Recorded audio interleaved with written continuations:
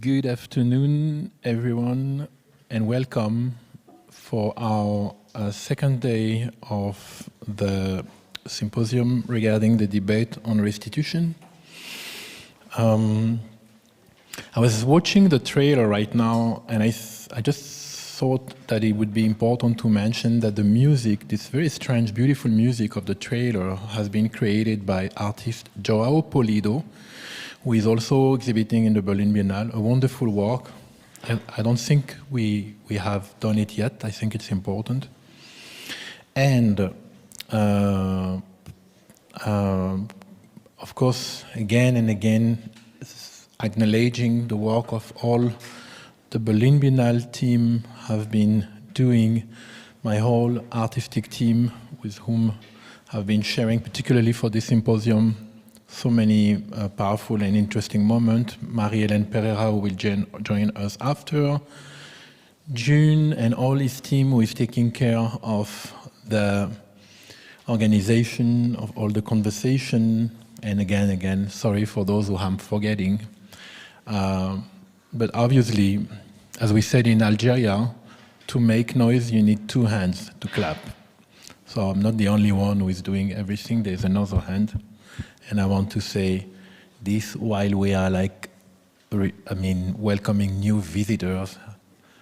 And so today, after this tremendous conversation we had yesterday, we are welcoming for the keynote a wonderful mind, someone I really met intellectually through his reading these years, who is Rolando Vázquez, and with whom we will share his mind through the first keynotes. Let me introduce you first to Rolando Vázquez. Rolando Vázquez is Associate Professor of Sociology at University College Roosevelt and Cluster Chairs at the University College Utrecht, both at the University of Utrecht. He is the author of Vistas of Modernity, The Colonial Aesthesis and the End of the Contemporary, a book I really highly recommend you, published at Mondrian Funds in 2020. Together with Walter Mignolo, he founded and co-directs since 2010 the annual Middelburg Decolonial Summer School, now located at the Van Abbe Museum in Eindhoven, Netherlands. He co-authored the report of the Diversity Commission for the University of Amsterdam in 2016 under the direction of Gloria Wekker. Through his work, he seeks to decolonize cultural and educational institutions beyond the dominant frameworks of contemporaneity, heteronormativity, and coloniality. His research on the question of precedents and relational temporalities seeks to overcome the Western critique of modernity and contribute to the ongoing effort to decolonize knowledge, aesthetics, and subjectivity. So, help me to welcome Rolando Vázquez on stage. Rolando, the stage is yours.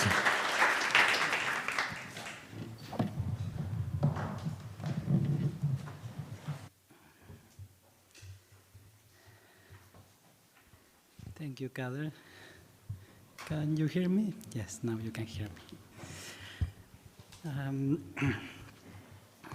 Serve some water.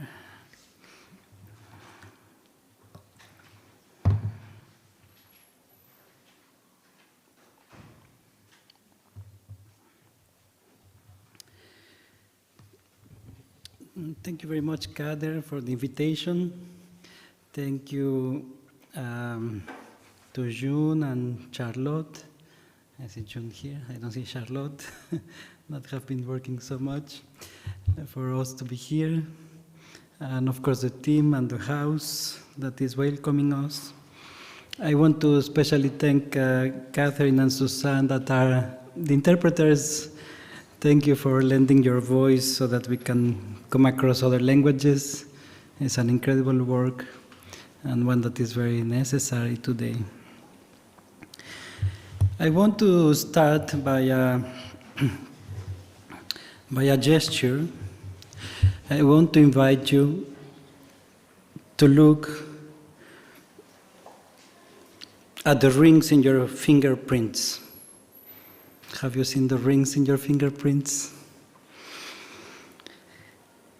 And now I want to invite you to look at the rings in the wooden floor, in the beautiful wooden floor that is here. This floor that is sustaining us. And I want this just as a start, as a gesture of acknowledgement that we are always somewhere and that we come from somewhere. And this is the title of the talk, Recalling Earth. And we've been standing on this floor, on these rings that we also carry without this consciousness of the relations in which we live.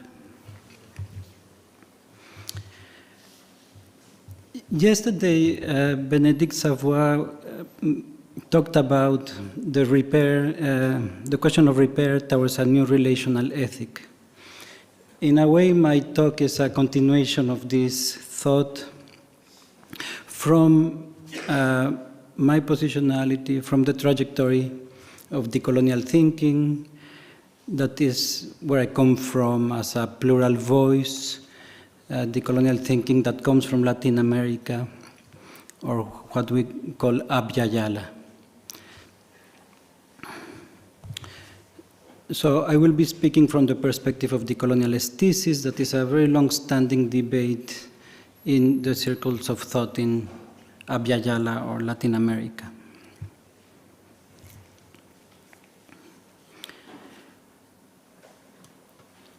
So repair has been discussed a lot yesterday, and I think it became very clear that it goes beyond the question of giving back. The question of giving back is very important, and in these beautiful conversations I had with Albert Gouaffo yesterday, I think we came to this question of who repairs and for whom. And if repair is the correct term when we are speaking from a different position and from a different location of knowledge, that is not the one of the global north. So maybe we need to speak about recalling back, bringing back home, where those that are recalling and bringing back are those that are active in the process of healing. My talk is structured in two moments that I hope I will manage to put together in the amount of time we have. Let me just look at my time. The first moment is looking at how the question of repair summons the colonial wound. Because when we are speaking of repair, I think in decoloniality we speak more about healing. We are talking about the colonial wound. When we are speaking of decolonial thinking and decolonial practice or praxis, we are referring to the colonial wound. Something I often clarify in my talks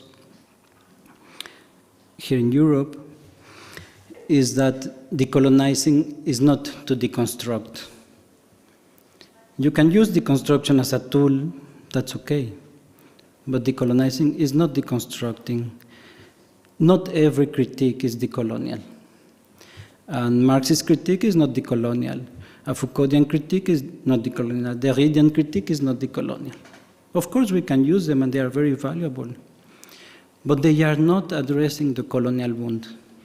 For things to be decolonial, they need to engage with the colonial wound. At least this is our position coming from the Latin American, let's call it tradition of thought, of decoloniality. So they were wonderful authors, but they were not concerned with the colonial wound. So today we see decoloniality circulating everywhere as a term, but it is not everywhere addressing the colonial wound. It is just used as a synonym of deconstructing, criticizing, or whatever else. So, first moment of the talk is the question of repair and the colonial wound. The second moment is the invitation to see the question of repair as a question that challenges the function of art, of Western art as a whole. So not just a question for the global South, but a question that is directly undoing the edifice of Western aesthetics.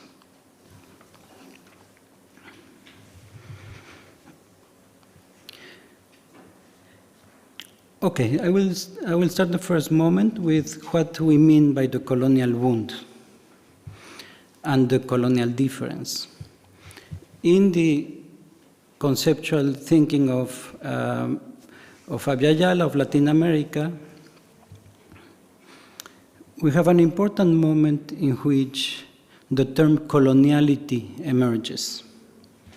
And coloniality is not colonialism. Colonialism is, of course, part of coloniality. But coloniality is ongoing, and coloniality is a term that doesn't come from Western epistemology. It's not a term that comes from Western theory. Coloniality is a term that is coined by Aníbal Quijano and that already signals an epistemic turn, because it is thought and conceived from a positionality of the global South. And it is a very strong concept in the way it begins. It allows us to say that there is no modernity without coloniality.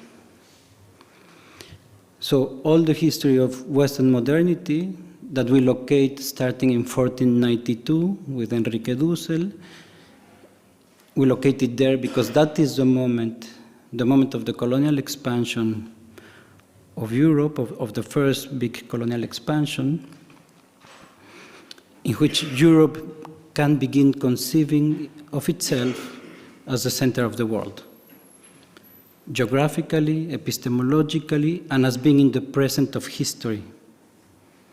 Without 1492, there is no Europe with a pretentious, universal pretension of Eurocentrism, of being in the present of history, relegating all other people to the past, and as being in the center of geography and relegating all other geographies to the margins. So 1492 is what enables Europe to become Eurocentric and to have a claim of universality over the world.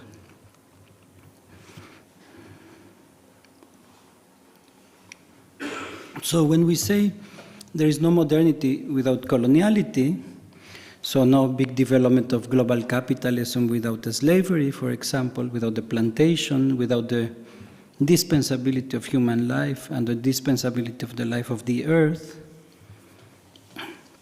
we conceptually write it modernity / coloniality. And the slash is very important because it indicates the colonial difference, the colonial wound. There is a separation between modernity and coloniality that is imposed, where modernity controls presence, controls the order of history, the order of geography, and excludes from the historical present the other worlds and the earth, which is coloniality. So modernity is the control of presence and history, and coloniality is the eviction from history, the eviction from becoming world historical reality.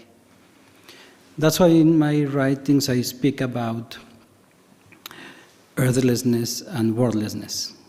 Modernity, the project of Western modernity, bringing the loss of the earth and the loss of the plurality of worlds in the world. Now, the slash that separates modernity and coloniality is a separation that some post-structuralist minds will say, well, you are creating a dichotomy, and it's not us creating a dichotomy.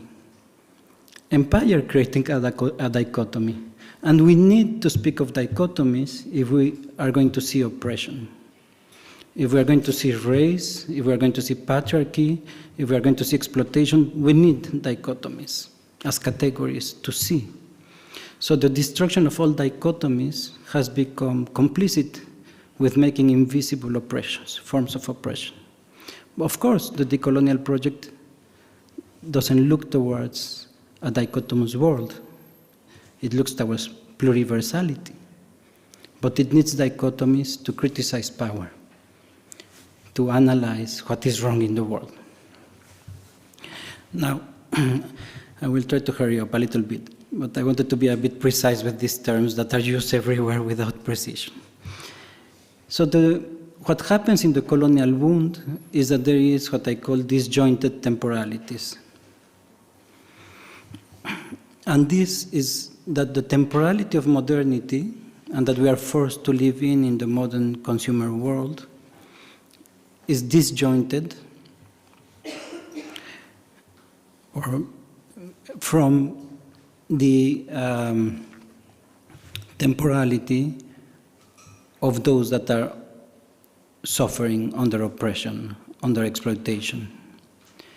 On the one hand, you have, when you go to the supermarket here in the global north, or also in the north, in the south, you have the temporality of pleasure, of desire, of consumption. That is the empty now that Walter Benjamin was talking about with a lot of clarity. But what is on the other side, the coloniality of those pleasures, the coloniality of those desires, have to do with an enduring wound, have to do with a suffering that is not ephemeral, that is not just in the now, in the empty now. I think when Kader speaks about trauma, for example, this is a temporality that perdures, that endures, and that is disjointed from the temporality of capitalism and of just being in the now. And now you see something that is in the description of the talk, why the critique of contemporaneity. Because contemporaneity is that normative category that praises the time of the now as the time that is real and that is valuable. And that doesn't allow us to see the time, the deep time of the colonial wound that we are being called for in the question of repair and of healing.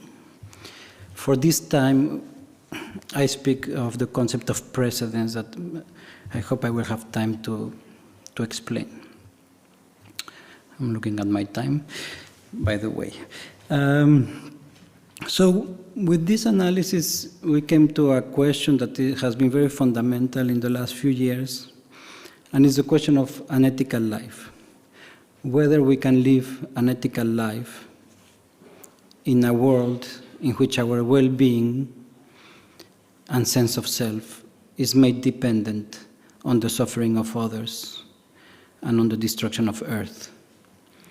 Can we live an ethical life when our clothes, when our food, when our energy, when our museums, when our culture is made dependent on the suffering of others and the destruction of Earth? So this is a very clear question, and it is a real question because it has no easy answer. It's something we have to live with. We have to go beyond the innocence of living an ethical life and pretending that we are outside this colonial wound.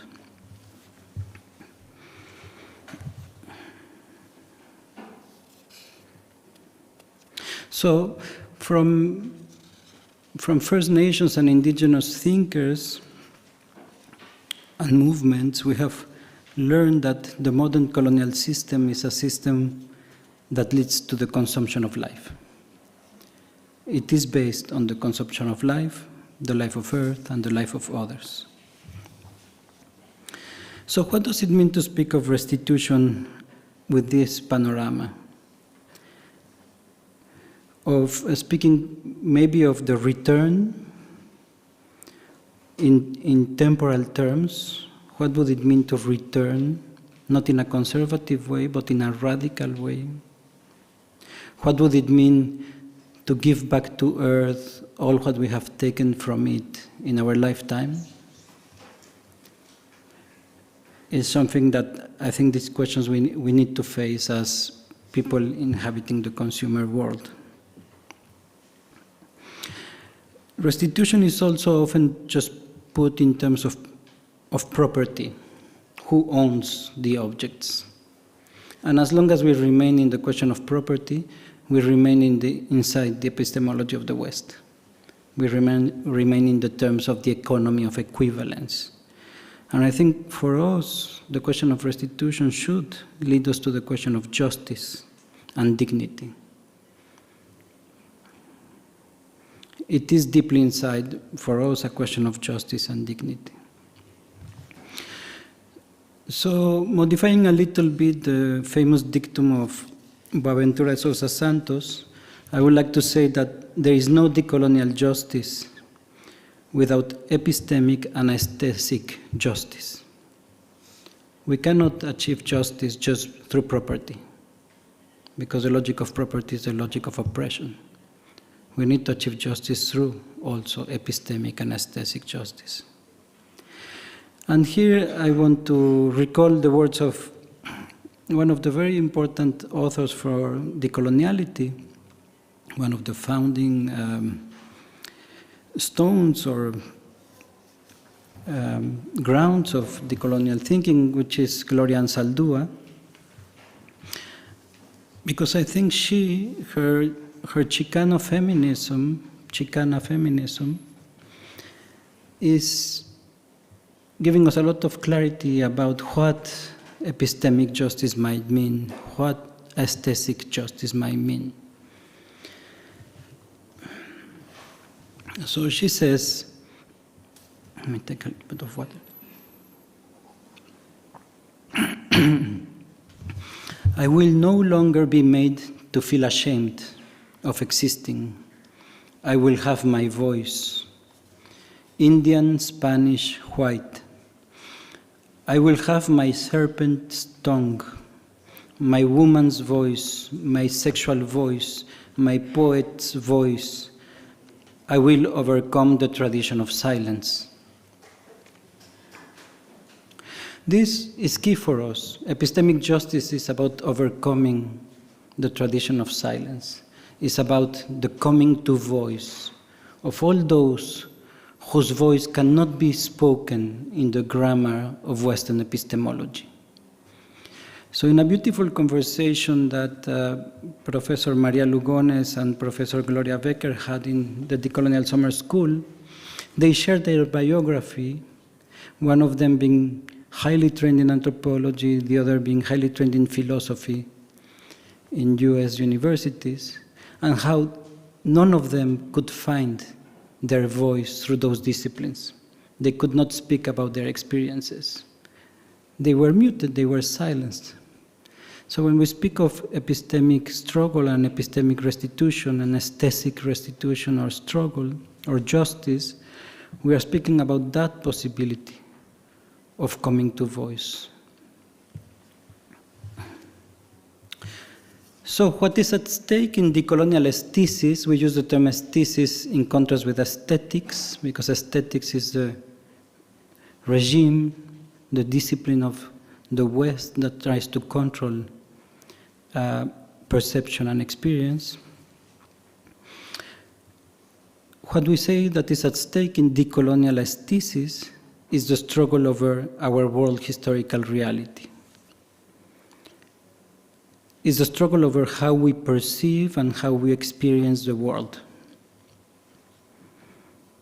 So we may ask, with whose eyes have we been made to see? With whose body have we been made to live? With whose voice are we speaking? And I think in the tradition of the decolonial feminisms, feminisms of color, indigenous feminisms, and black feminisms, we see very clearly this critique of against this being made to live in a body that is not our body, being made to speak with a voice that is not our voice. So decolonial aesthesis is oriented towards healing the colonial wound in this way, in the way of the coming to voice, in the way of overcoming an aesthetics that is not just about the arts, but that has been controlling perception and experience of all of us, through the media, through the supermarket, through the ways we eat, through the ways we dress, through how we learn to see, how we learn to sense, how we learn to be together, or how we learn to be separate. So contemporaneity that is so praised in these spaces, contemporary art, contemporaneity, is for us an expression of modern colonial aesthetics. Whereas aesthetics is regulating all the experience and the control of experience and perception, contemporaneity is one of its expressions, is one of its forms that very clearly states the temporality of modernity as a normative principle, as a principle of validity. I will speak more about that, but first I want to speak about that this is why, speaking with Professor Jean Casimir and yesterday with Albert, the importance of joy in liberation is fundamental. Because joy is, this recovery of joy is like the recovery of the voice, is the recovery of an aesthesis that has been oppressed. And here I want to quote Maria Lugones, one of our elders, and it is a quote I read, I think in 2012, in the Black Eurobody Politics meeting here in Berlin, that was curated by also another one of our elders now, because she has passed away, Alana Lockward. I read this quote in that moment where Viva was starting, and I will read it again today, where Maria Lugones is speaking about joy and playfulness. She says, I am also scared of ending up a serious human being, someone with no multidimensionality, with no fun in life, someone who is just someone who has had the fun constructed out of her. I am seriously scared of getting stuck in a world that constructs me that way, a world that I have no escape from and in which I cannot be playful.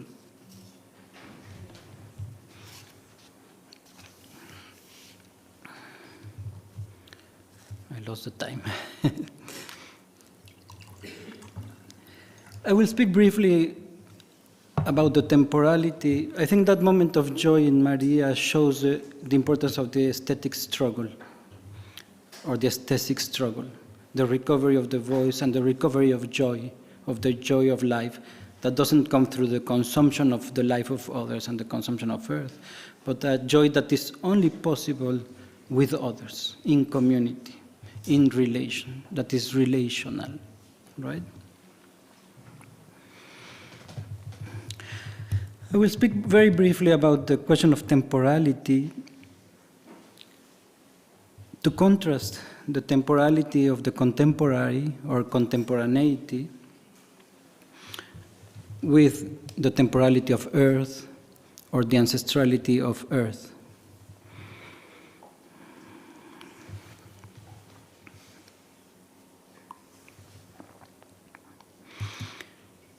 So as you know, the contemporary or contemporaneity praises novelty. It is the praise of novelty. One of its requirements is that things have never been done before, for example, in order to be validated. It is a form of normativity. that is bound to radical immanence, to a space, to the space of representation that assumes the present as the site of reality and truth, this empty present. In contrast, the time of Earth, and it connects to the conversation yesterday with Deneth in her intervention by video, is an ancestral time. It's not the time of the contemporary, the Earth. The Earth is ancestral, it precedes us, just like the floor where we are standing today. It is the time of precedence, it is not the time of immanence. None of us would be here without the Earth before us.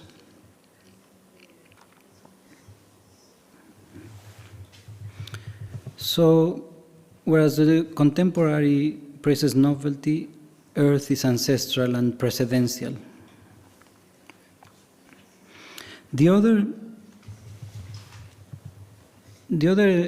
characteristic of contemporary time or temporality is how it projects itself as an endless futurity, as an infinite chronology.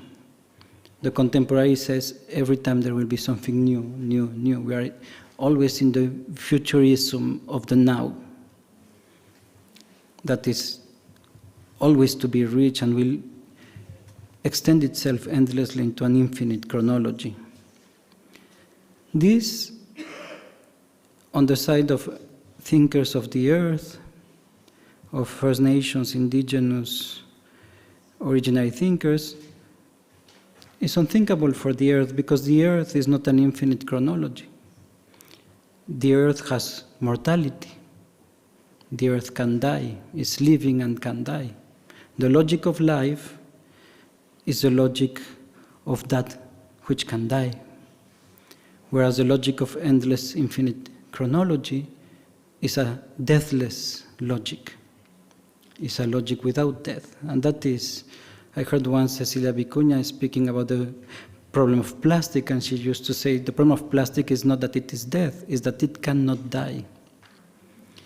And this is one of the big problems of contemporaneity, this assumption of this infinite chronology in an earth that is finite and that is living and can die. And in some of my talks I've spoken about us being in the process of becoming orphans of the earth. The same we saw yesterday when we were speaking about the ethnographic object, and how the ethnographic object, when it is collected, I think Alfred and Malick were speaking very directly to that, becomes desacralized, becomes fixed, frozen, put in a temporal vitrine, in a pretentious eternity of ownership. It is an object that has been uprooted, placed in separation, that has suffered the violence of the destruction of its relationality. Whereas the object in relational ontologies, in other ways of thinking, is an ancestral object because it has relations in time. It is not ancestral because it is mythical or because it is transcendental or metaphysical. It is ancestral because it relates back in time, like this floor to the forest.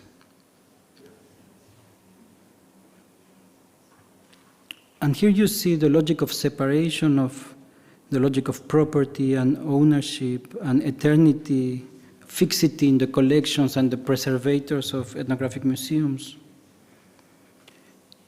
is at odds with the precedential, the weave of relations that these ancestral objects carry. And I was talking yesterday with Alfred again, and I was speaking about how the design object tends to be an object of reason, it's an anthropocentric object that the human designed and destroyed matter to create that form. Whereas the relational object is not an anthropocentric object. It's an object that has come to form in the relation, and where the human hands are part of that relation and are at the service of the forming of that relational object. So the objects that are uprooted, déracinés, are for me bring for me an important question, because they allow us to see how ignorant we have become of relational forms of living. Relations that sustain us nonetheless, but that we don't see, that we have become ignorant of.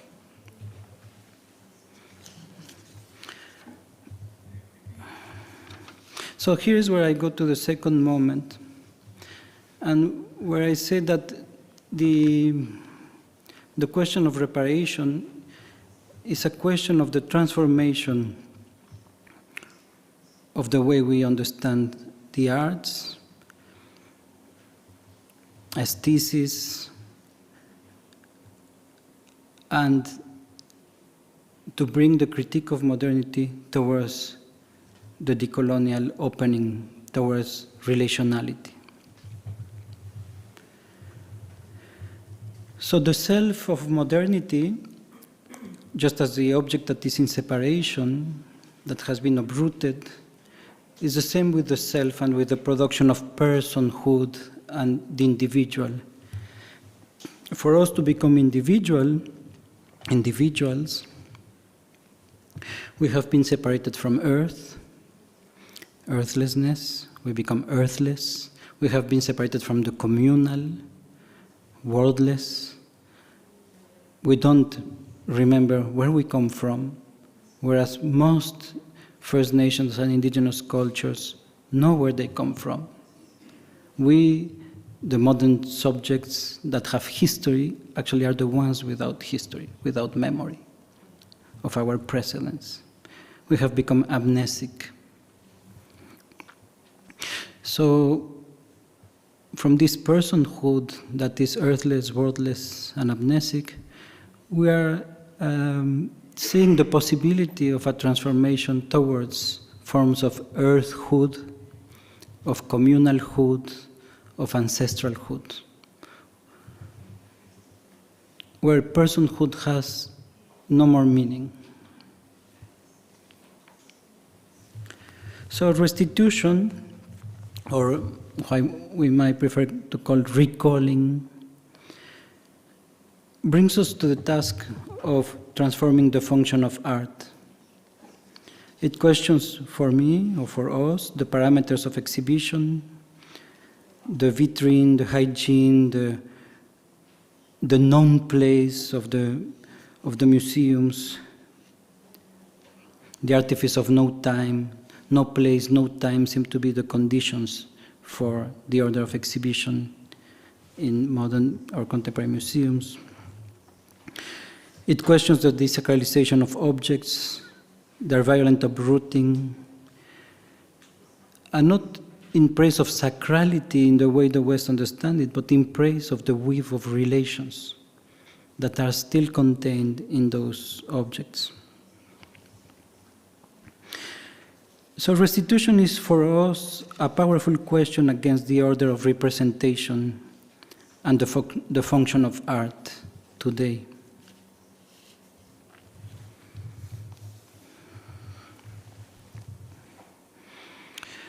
This brings me to the last comments.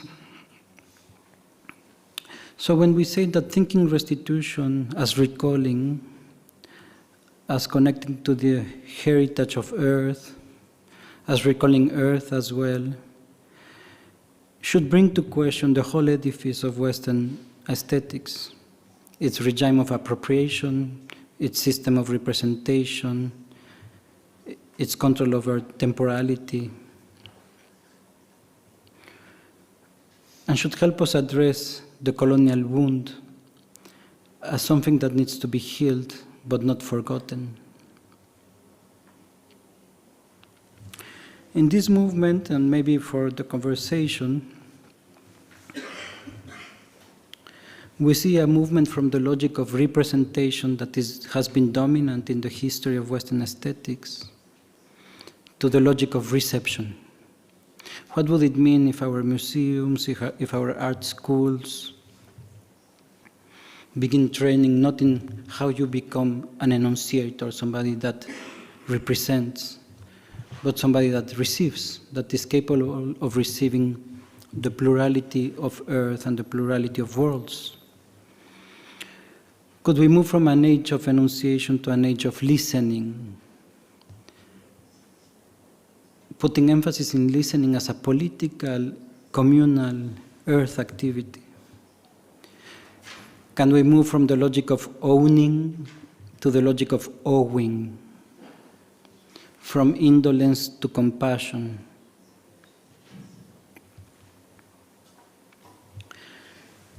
I think, as I'm trying to explain today, that beyond the question of the return of the objects, epistemic restitution and aesthetic restitution should bring about the value of relational epistemologies, aesthesis, to transform and to overcome the aesthetics and the epistemology of the West that is complicit with the destruction of earth and the destruction of the plurality of worlds. Thank you.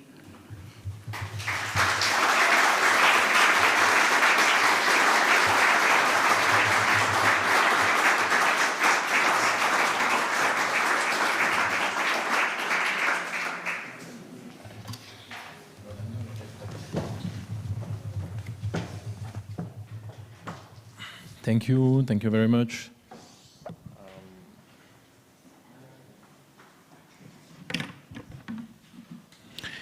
Yeah, I'm sure we have a lot of questions in the room, but we will have, after this short conversation, the possibility to give you the mic. There are so many interesting nuances that your presentation brought in terms, first, of understanding coloniality, because most of the time we take for granted that, for instance, colonialism and coloniality could be merged at some point. And I really found very interesting the way that you highlighted the notion of relation as crucial to understand the way to, let's say, are crucial to address this question of coloniality. And I was like, both following your book that I really highly, again, advise Vistas of Modernity to read, but also trying to mirror what you were saying with the very nice conversation we had yesterday with our colleague here and the audience, and the topic of these days on restitution.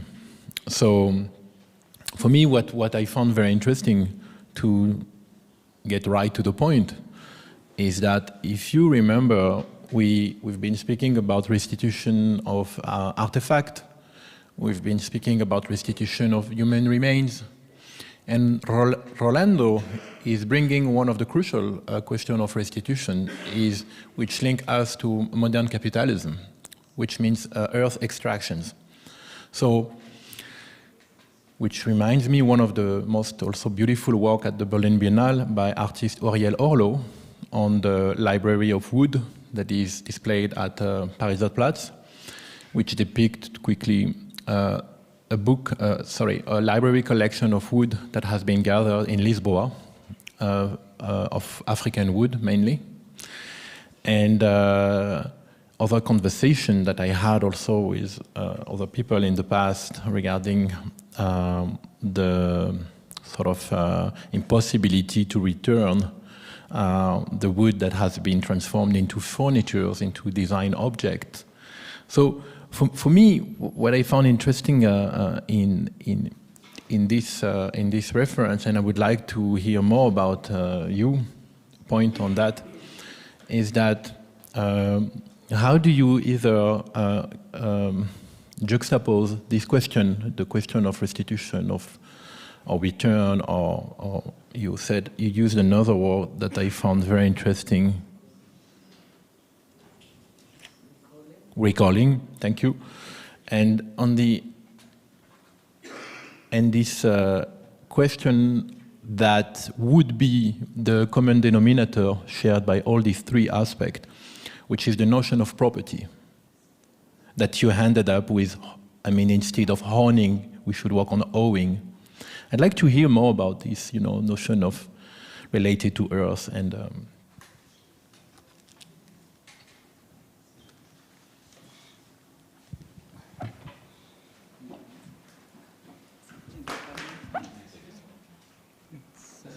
I think they are seeing it.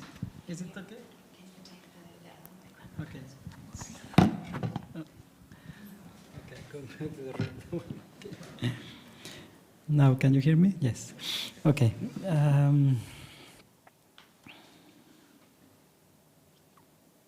Yeah, I think the question of property is fundamental, and well, for me, it has been very powerfully studied by Black studies, but by Black radical thought, and where, of course, the transatlantic slave trade has been the moment of the reduction of human life to property.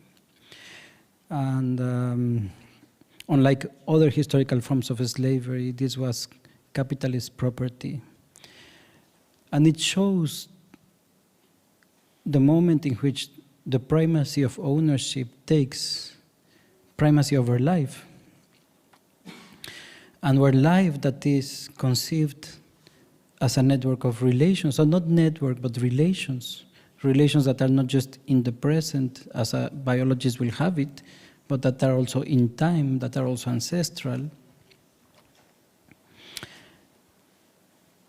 allows us to see capitalism and the system of Western modernity as a system of the destruction of those relations, the destruction of life through the systematic separation, cutting of relations to earth, of relations to the community, and of relations to time. So this is the great violence that every big development project, every big plantation system that is oriented towards producing capital and the commodity is doing. It is separating, destroying the relations in order to control. And many of the struggles, for example, in Chiapas in Mexico, the Zapatista struggle is very powerfully showing that the reconstruction of relations is where freedom lies. Because if you can become yourself through your relations, if you can have your ancestral memory, your history, your vernacular knowledge, if you can have your food system, your justice system with others, you don't need the system of the state and capitalism that works through separation. So for me, the machinery of state capitalism is a machinery that replaces relations with mediations. So we go to the supermarket today, here in Berlin, and you don't have relation to anybody that is producing the food, or to the plant, or to the soil, or anything, or you are stepping on this floor and you have no relation to the forest or to whoever worked for it. And so it is that violence of separating us into individuals that also subject us to the system. The moment we reconstruct relations, that's why I like what Malick was saying yesterday about système de partage, spaces of encounter, and how can we reweave relations as a form of resistance. And that's why the emphasis in joy as well, because you cannot have joy through mediations. Joy is relational, So yes, for me, this is when we begin. So one of the turnings, and I think this is what restitution can allow us to do, is to begin reading the Western world and its project of civilization of the last 500 years through other ontologies. So if we read this world through the tools of relational ontologies or relational forms of thinking, it's an absurd world. It's a very violent world. It's a world that is destroying Earth, producing individuals that are isolated, that are dependent on all these systems of mediation and production of ownership, of capital as well. So I think the epistemic turn is how can, instead of just in terms of, for example, of the ethnographic objects, instead of bringing them back, how those objects can help us, and that debate can help us make a powerful critique to the epistemology and aesthetics of the West that denies their existence, that denies their function. But I think the objects carry questions to this system that collected them, that stole them, that etc. Right? So how can we listen to those heritages that have been silenced, not just in order to dignify them, which is a very important moment. So for me, restitution has to be a bit about dignity and justice, but also to criticize a system that has done that, and that's still dominant. And, thank you very much. And I was also listening to you on this during this conference on the silence. There's something very interesting for our audience also, because it's in your book, but you didn't evoke it, and I have to say that it's something that it is worth to know about. So you spoke a lot about the relation and between that we are missing at some point, and I think it brought me, or it reminded me the moment in your work where you really highlight the importance of localizing the locus of the enunciation. So what I mean here, to make more simple this for the audience, is that because we are talking about restitution, I mean, one of the, I would say, detail that I found important that was not mentioning since we are here speaking is that, excepted I think Malick or Malick, I think, or someone else spoke about ethnographier. So ethnography as a verb is that the colonial gaze has produced these categories of ethnography, the Teke, the Vili, the Guéré, the Lebou, all these groups which did exist. He has named them and then summarized them under clichés. Sometimes when you read the label in ethnographic museum, it's just like unbelievable. It has changed a little bit, but really. And in this process in this colonial gaze, there is something that I would like to come to your work and your thinking, because there is clearly a process of what you have called in your work the abstraction of the locus from where the colonial voice is enunciating the world. So you have the Arab, the Jews, the African, the Asian, the Lebou, the Teke. But the white male is never naming itself, which has brought us today in a society when you say white, people tell you, oh, this is reverse racism. You can say black, but you cannot say white. And I found this notion of abstraction of the locus from where the colonial enunciation is produced. Sometimes even in a very sneaky way, because it sometimes pretends to speak universally. But it's also another way to build a sort of paradox, expansion, radical expansion. So universalizing the other, in the end, you still control the enunciation. And I was very interested to hear you regarding the fact that you mentioned also in your lecture how, referring to Deneth's time in which she was speaking, how do you deal with this instrument of control of Western mind, which is very hegemonic, to produce an enunciation from a locus that it's abstract, it has abstractized, and therefore making for us more complex the work of, I don't want to say deconstruct because you said it's not the correct word. How could we escape from this trap? Well, yeah, I think this is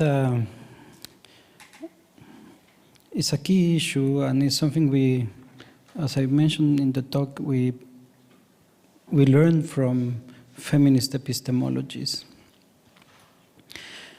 Because, and this is the question to the term restitution, because in restitution, the who restitutes is abstracted. You know, it is this dominant agency that is not named and that is doing the work, right? When we're speaking about recovering or recalling or bringing home, then is a locality that is at work in recovering its heritage, you know, and has always been at work, you know. Whereas when we use the term restitution unconsciously or without mentioning it, it is the work of this abstract self, you know, this dominant, hegemonic, invisible hand that is also doing the good work, you know. Where is the action in the restitution? Who is restituting? It is, we should turn that around, I think. And here, well, what are the solutions for this? And I was speaking of feminist epistemologies because from them we've learned a lot about positionality and the idea that there is only truthful knowledge when it is a position knowledge. So it's very famous in Donna Haraway, but with Black and indigenous and Chicana feminisms and decolonial feminisms, the positionality gets much more complex in relation to the colonial difference, because we are all placed in relation to the colonial difference. We cannot be nowhere and everywhere. This is when we did the work for decolonizing the university in Amsterdam with Professor Gloria Becker, this was one of the big critiques to the methodology of the university, that it keeps on training people to be abstract enunciators, just to speak globally and to choose any topic they want, to take that no place that is an arrogant and violent place. So in our methodologies and pedagogies, we now demand that, yes, you can write, but always from a positioned place. And I think it's also valid for the arts. You know, you need to know who you are in relation, not just to your, so positionality is not your identity, it's not who I think I am. Positionality is who you are as a social historical being in relation to the colonial difference. You are placed somewhere there, you cannot be everywhere. And from there, your enunciation becomes more truthful, because it is located, it is humbled, it knows the limits of its capacity, just like I was saying, well, Foucault is brilliant, but in its position, in its location, you know, and he was not concerned about the colonial difference, even though he was in Algeria, etc., but this was not the topic of his thinking, right? So I think for us, the pedagogies of positionality is an ethical demand, is a demand for truthfulness, you know, not for the truth, but for truthfulness, yeah? And this is how, I think, in practice we solve this violence, that the arrogant position, the arrogant self, the position of entitlement, of being able to have voice for others, to classify others. So this is very common in decolonial literature, the critique of classification that classified others, named others, but never named itself, right?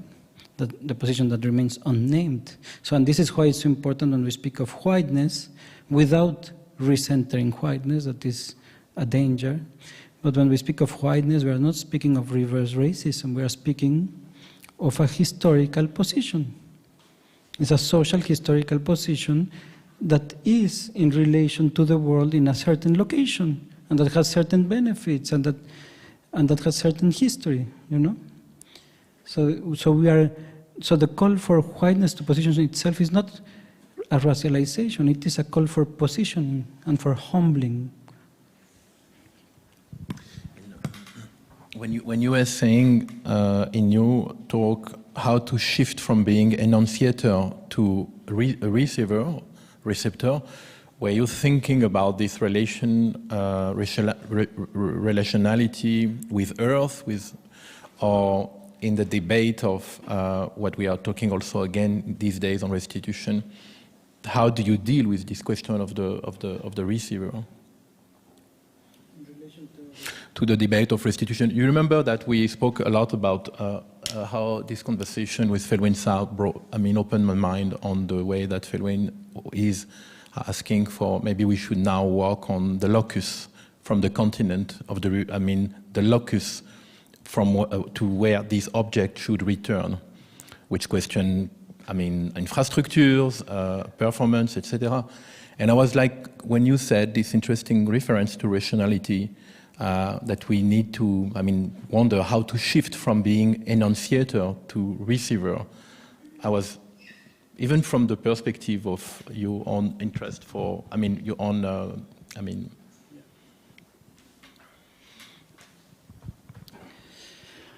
Well, it's a kind of very deep question because also relationality is a term that is being used for all sorts of things. And often it's just to speak of networks or let's say networks of people or mediations. So when we speak of relationality coming from the location of Abya Yala or Latin America, it is really speaking about what Arturo Escobar calls a different ontology.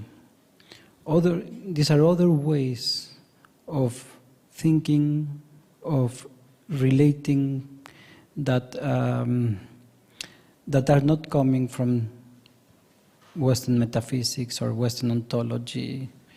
And what is at its ground, at least, going more philosophically because of questions of time, is that in a relational, at least in my understanding of it, in a relational world, the question of, if we had the question of the origin of things, is not, you won't find the one, or the God, or the monad, or la différence. What you find in a relational world is that the beginning is a relation. Mm-hmm. There cannot be one, right? And when the relation is the principle, it transforms all sorts of politics, of aesthesis, of ways of being on earth, and with others. And here is where the shift from,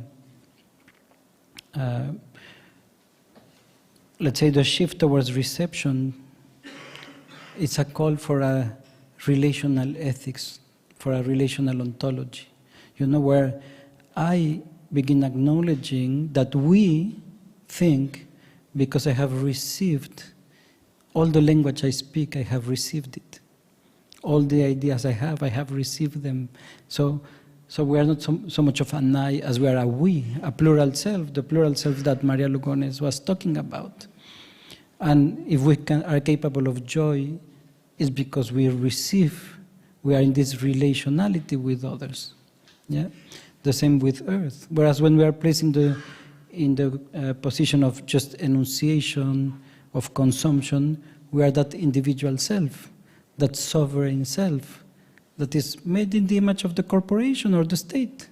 So we might criticize the big, military things or corporations, but the individual self is built on that logic of ownership, of separation, of appropriation, of becoming that locus that is consuming the life of others, and that is not receiving. So when we shift from representation towards reception, it's very shortly said, but it means a shift, a very deep shift in orientation towards reality, where the more you open yourself towards plurality, the more you become a plural self, instead of being an owner an individual self. Yeah. So the movement from ownership towards owing is that acknowledgement of what have we received, and hence my question: what would it mean to give back to Earth what we have received from Earth since before birth? You know. And there are societies that have been caring for Earth in that relational ethics. They give back what they receive, or more than what they receive, and that's why the last natural resources on the planet are mostly in First Nations and indigenous lands, right? Not because they are not capable of destroying them, but because they have that relational logic. And they are defending the river, the mountain, etc., because they have that relation to Earth, and they cannot. For them, it's an absurdity that Earth is reduced to property. If we belong to Earth, how can Earth be our property? And what type of human being, they would say, thinks that the more you consume the Earth, the more civilized you are, right? So I think this type of thinking is now coming to clarity very strongly and showing the absurdity of our Western model. And I think the objects that we're speaking about, the cultural heritage that is contained in the ethnographic museums, can speak about that. It can be a very powerful site of criticizing the epistemology and aesthetics of the West that is still dominant and that is still unlocated and pretends to be universal. Exactly, yeah. Thank you very much, Rolando. Maybe we can pick some questions. So, June, do you need the mic or? Okay.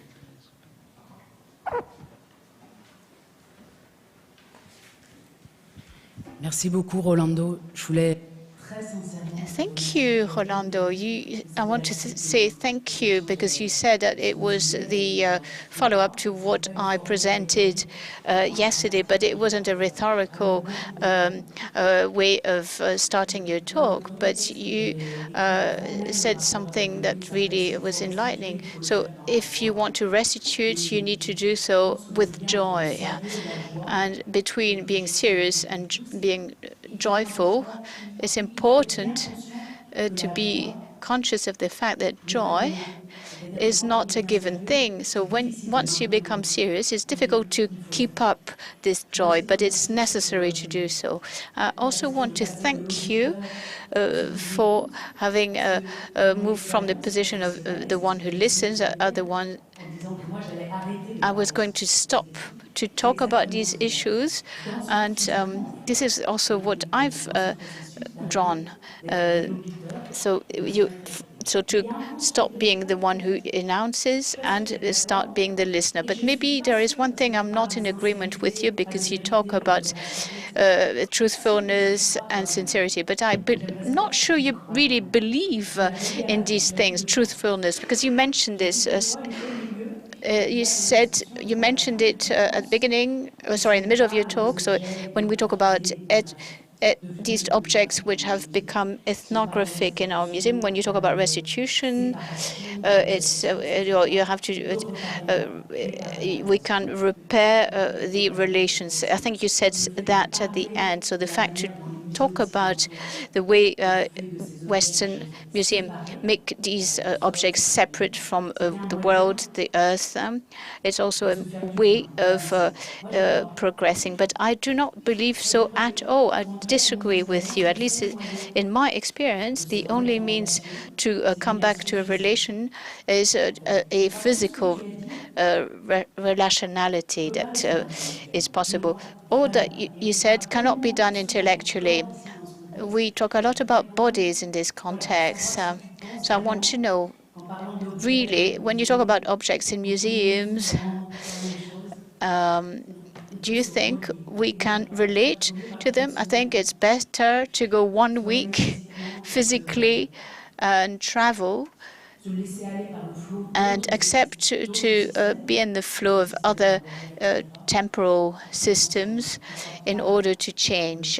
I do not believe that intellectual work will allow us to really shift.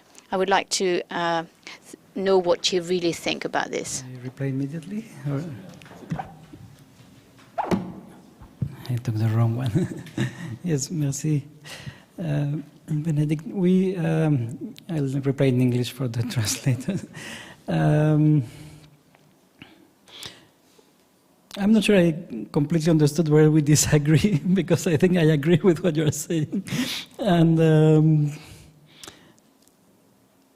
well, I think something that can help is that this difference between le sérieux, that which is serious, and joy, la joie, is this one of these boundaries set by our epistemology in the West, and is a boundary of reason, you know. La raison, reason is serious, you know, and joy is not reasonable, you know. And I think what we learn from relational ontologies is that joy is reason, is a way of thinking, and it's a way of producing worlds. So Professor Casimir always says that. He says the revolution in Haiti was because of joy and for joy, for the recovery of joy. It was not so much to take the state, it was for recovery of the communal life, of the freedom of being together and enjoying life. So I think, yes, it is absolutely true that the relational cannot be reduced to reason. And in the literature, particularly, well, there's a lot of literature in Latin America that speaks of sentipensar, of sentipenser, sensing thinking, of a thinking that comes through the body and with the body. And I think that's where aesthesis comes in, because aesthesis, so decolonizing aesthetics to liberate aesthesis, is to recover out of that abstraction that has been produced through the contemporary, to recover the possibilities of experiencing through the body the world, you know, that are there still in many plural worlds. So I think we agree. I don't know where I said something different, but we'll talk later about it. Yes. Thank you. I think you are both speaking about the experience. So we have another question. I didn't follow the order. It's her? Okay. Et après, ce sera toi, Malick.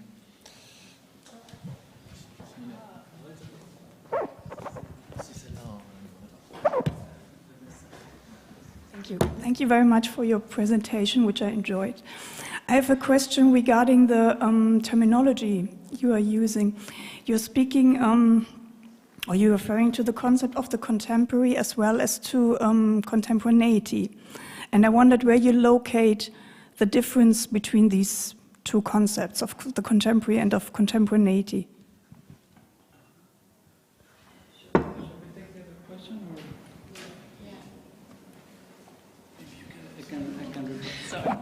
Yes, well, it is, for me, it is, they are very linked together. And one is like a substantive that is established, and the other is like a regime, a mode of practicing time. So contemporaneity being the practice of time as empty time, or as a time of the now, and the contemporary as what is established as that form of temporality. So in my writing, I use it in different forms, but it's not more complex than that, I think.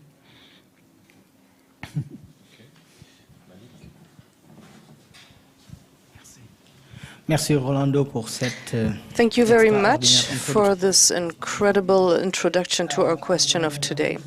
And I would like to come back to some of the concepts.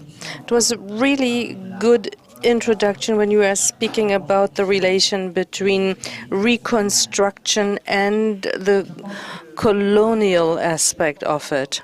And today it's important to use this opportunity to criticize this notion of decolonialism, decolonial,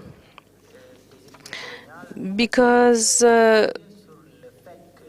more and more opponents of this theory say that this limits us to a history of Africa that is limited to colonialism.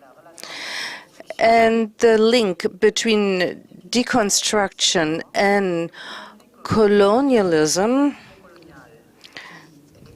means that a decolonial study that is using a colonial method goes beyond colonialism. And I think it's important to know that decolonizing of knowledge is extensive concerning the history of colonialism.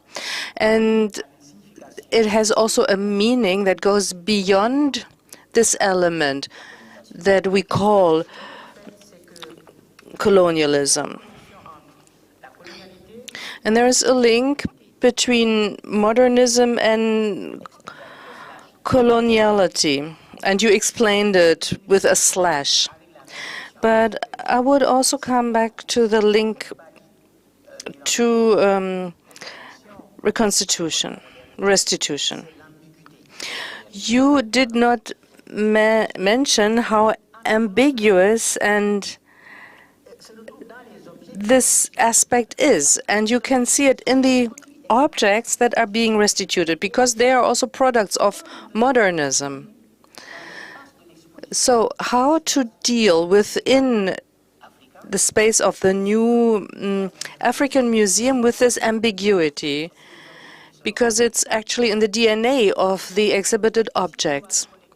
So if we need to reconnect those objects to the spaces where those objects were created and where they were taken away from, we also need to reconstruct the link to their authors.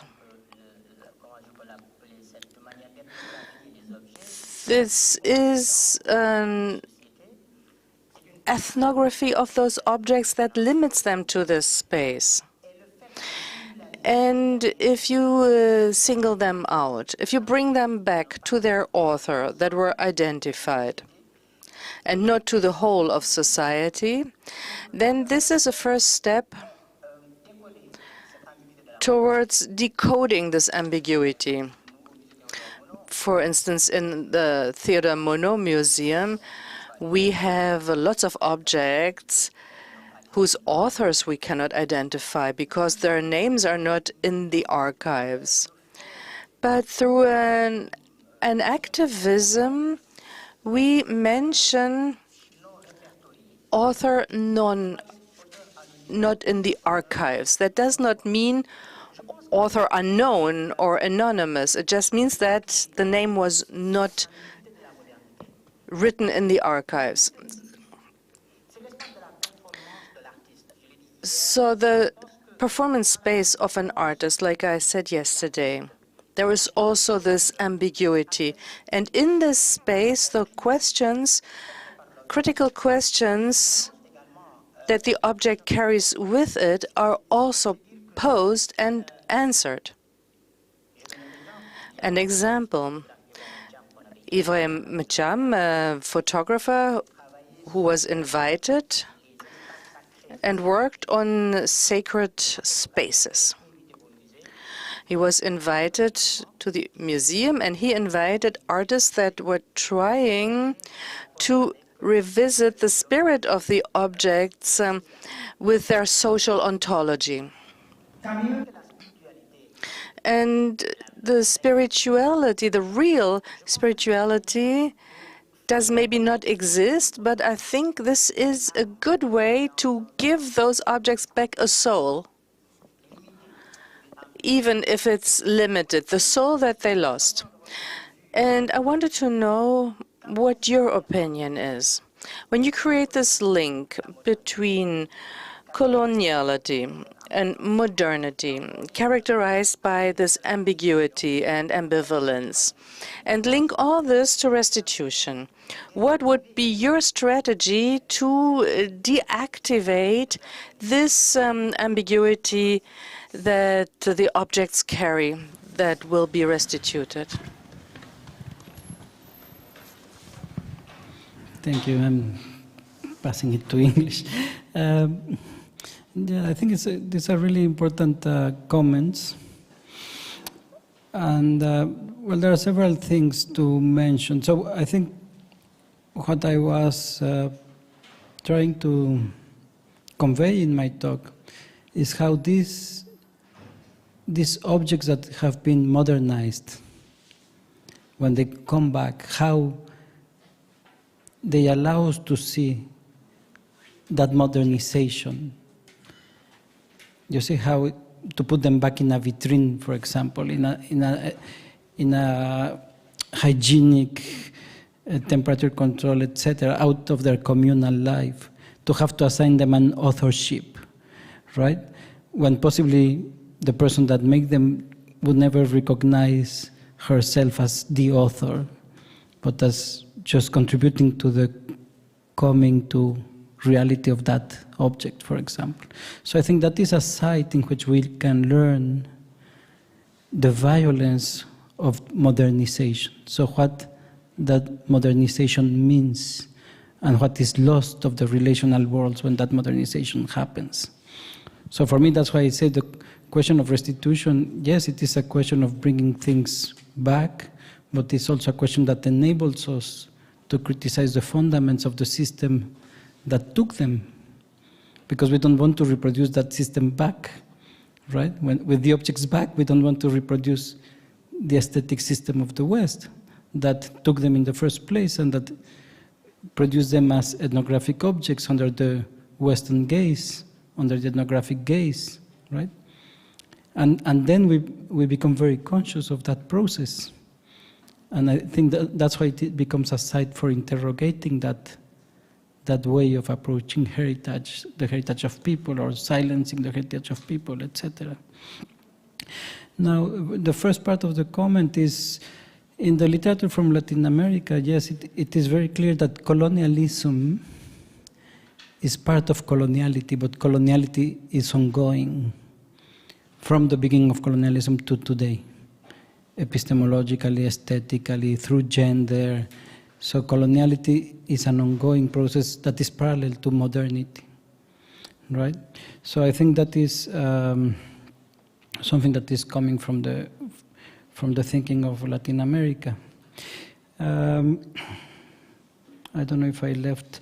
Yes, and of course there are many artists. For example, you speak of performance artists, and so the colonial aesthesis is not inventing a new form of art. The colonial aesthesis enables us to see many artists that have been there since the beginning, but that have never been put together in a genealogy of the colonial aesthesis. These are artists that have been contesting the colonial wound, but that are subsumed under the narrative of contemporaneity or global contemporaneity, etc., etc. So what thinking of the colonial aesthesis enables is to recognize them for how they address the colonial wound, and then we can reconstitute a completely different history where many artists from the global south can come together in that effort, whereas now they are separated by the regionalism of the Western mind that classifies them in different places, art from Latin America, art from Africa. But if we speak decolonially, many of those artists have been addressing the same questions historically, and we need to do the work because now we have the tools to show why they are doing together. So yesterday with Kader we were thinking, well, the question of Bandung politically needs to happen aesthetically, because there is this long histories of artists contesting the colonial wound, but they are always classified in different drawers by the Western mind, by the abstract mind that classifies and that is never named. What happened when we put them together through our way of speaking? So to whom are we speaking? No, the question of Fanon. I think that is important, and I think the coloniality enables, or the colonial aesthesis can enable a different conversation. So Maria Luganes was speaking of coalitions. Why don't we know each other? Why don't we know each other's histories? I was telling yesterday to Kader how the Anglosphere is separated from the Francophonie and is separated from the Latin American thinking that is mostly in Spanish and Portuguese, and we don't know each other's stories, and our interlocutor is Berlin, is London, is Amsterdam, is Paris. When could we recover speaking among the regions, instead of always trying to seek recognition or being present in the hegemonic place. I think now we have tools, we have vocabularies that can enable that coalitional work, you know? Maria Lugones was saying we need to recognize each other and not just spend our time resisting the power, because then we are always in those terms. What would it mean to talk in our terms, right? That will be a very different conversation that I think is a very urgent one. Yeah, thank you very much for all of you, and also this last exchange between Malick and you, Rolando. I think it's fantastic because it really highlights the whole complex of our task, because listening you both, I think there is a need for demodernity also, demodernize more than decolonize these objects, because you're right, Malick, these objects have been modernized. And on the same time, you're right, Rolando, that we need to be able to reinvent the continuity of the legacy of the Bandung in the aesthetics, how to be together with all our differences, keeping our language, culture, but being together, the South together, you see? So I think we can hand on these beautiful things, and we will be back in how long, June? 15 minutes? 15 minutes. Thank you very much for all of you. Thanks.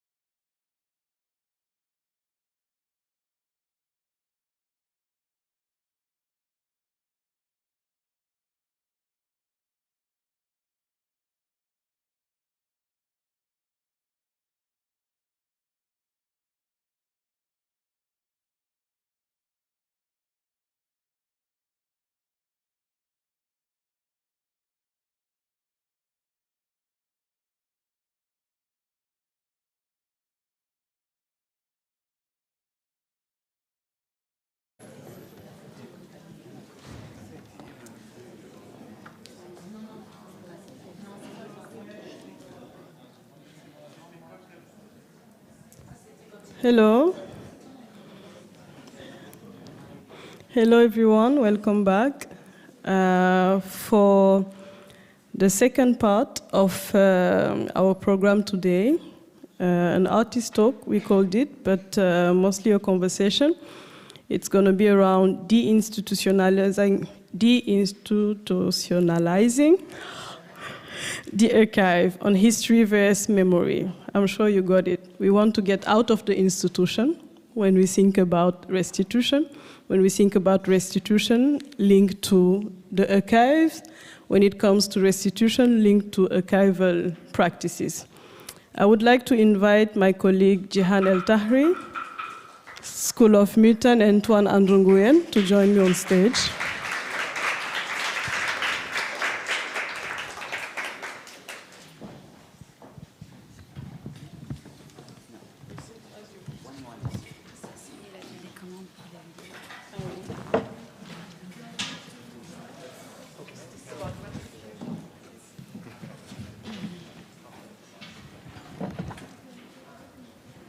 Welcome.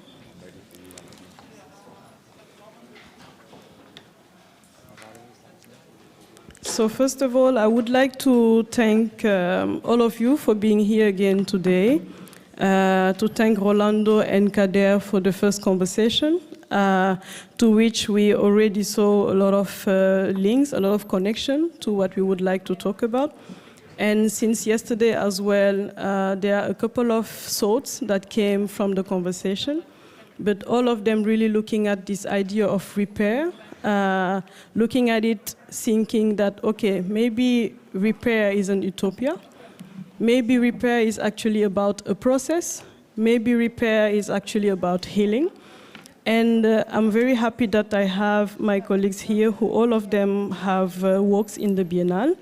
And all of them have been working around archive and archive-related thought and reflection, but most importantly, really working around this idea of the archive that needs to be perversed, disrupted in different ways, and each of them in their own practices.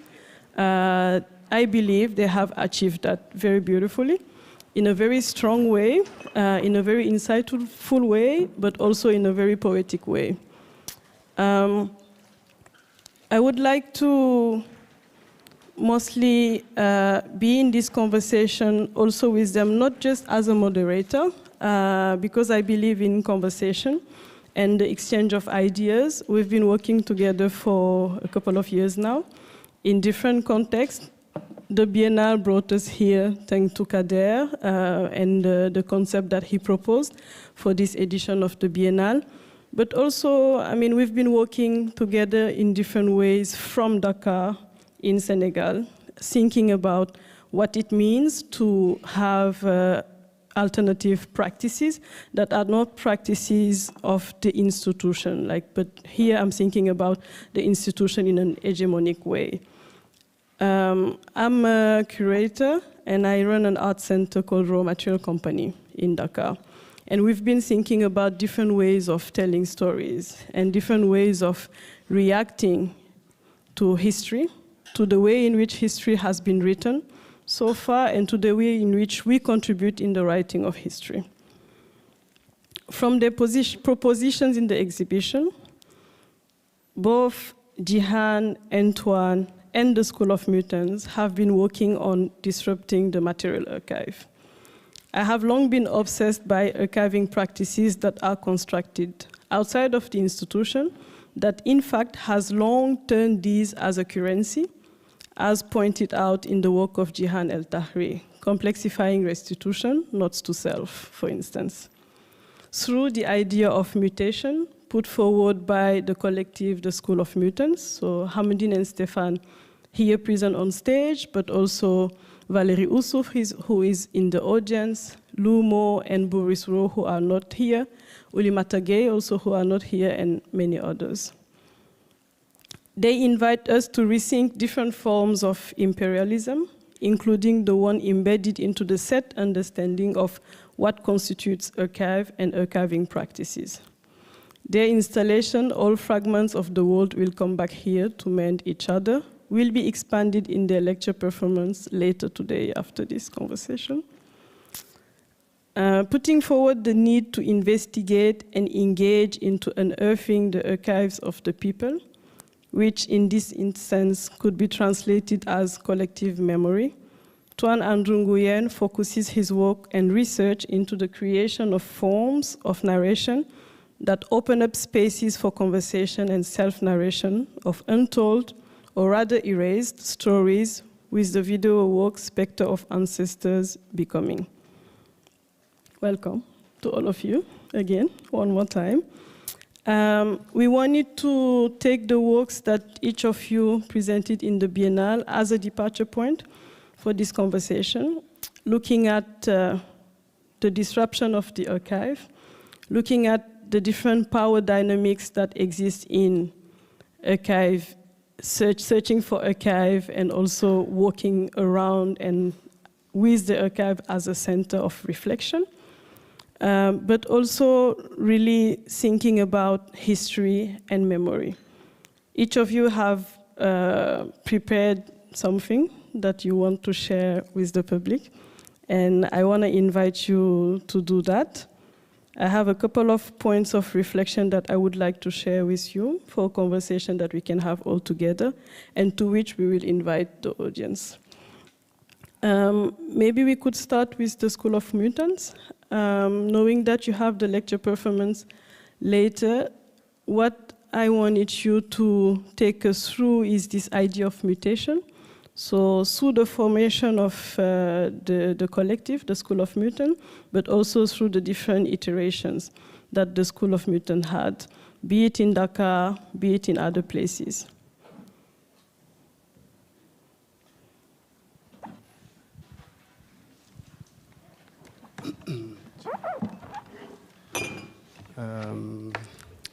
Merci Marie-Hélène. Thank you, Marie-Hélène. I would like to say hello to everyone. Thank you, Kader, Attia, and thank you, June Drevet, and the whole team of the Berlin Biennale that is offering us this space to share and converse. I must admit, I am delighted and proud to be here with my family. I feel at home because we had many or several opportunities to share spaces elsewhere with you, Marie-Hélène, so it feels like being home, really. So the School of Mutants is a collective, a platform which we launched in Dakar with Stéphane Verlet-Bottéro in 2018, but it grew in the past years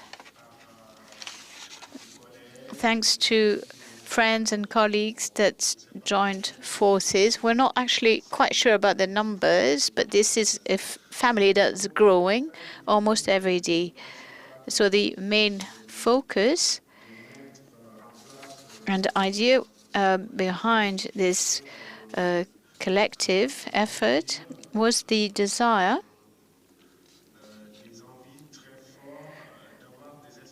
to create protected spaces that would belong to us next to other institutions which are much more established and stately.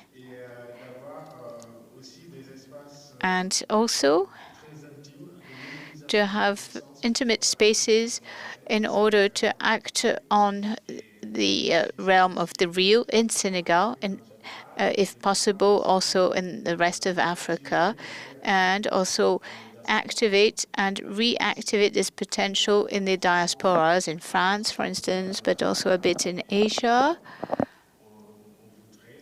And our hope would to be able to continue this manner of working, thinking together in spaces that do not require great resources, but a lot of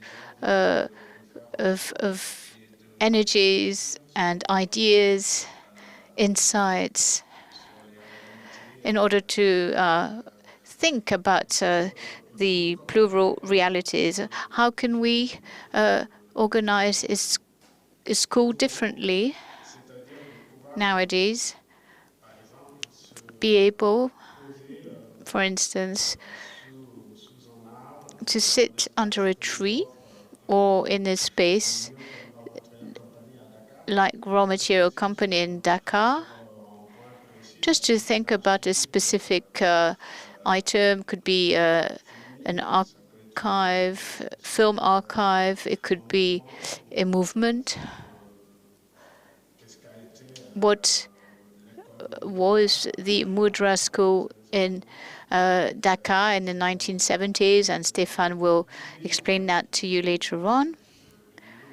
So the idea is that this group, this collective endeavor, is this space of production that belongs to everyone, and it can be activated and mobilized anywhere and at any time that you wish it to become active. I'm going to pass the mic to Stéphane Verlet-Bottéro, and he's going to explain in more concrete terms. So I'm going to speak in did. English a little bit more about the archive. And as you said rightly, Marie-Hélène, about the material archive and memories that sort of forms the point of departure of the School of Mutants and why we gathered around this topic. And in part, the starting point was this absence or invisibilization of very concrete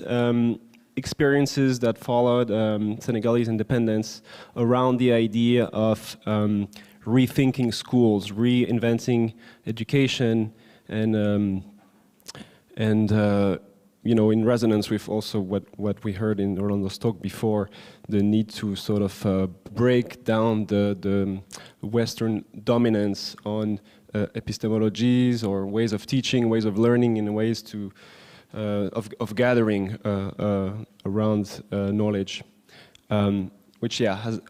The experience from the African continent has been quite absent in recent contributions to this global reflection. So I guess the beginning of our work and the collective work was to sort of recenter this archive by reconnecting the kind of fragmented or lost or erased histories of those spaces that emerged in Dakar quite soon after the independence, as a need to find new ways of making school and of sharing knowledge, and also, I guess, restituting knowledge.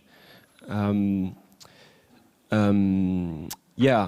a way that would sort of center African knowledge and sort of provincialize the European epistemic norms or domination. So one such university was the University of Mutants, of which we borrowed the name because it was so fascinating to us to discover this kind of archive of this school that existed at the end of that was started at the end of the 1970s and ran for a few years. And it was the idea of a university without hierarchy, without teachers, so only researchers and like sort of participants or researchers gathered in a horizontal way to discuss all kind of topics, literature, humanities, social sciences, in this kind of very dialogical way, very conversational way. And so sessions ran for quite a long time on Gorée Island, so a very symbolic place.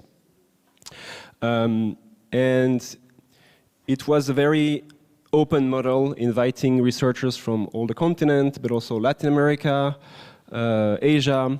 This is one of the first group of researchers. So part of our research was to sort of re-understand these memories and histories, talk to witnesses, gather fragments of what happened there in those years. And then, yeah, so, well, you can't really see this, but it's some press articles from the time that describe what was going on.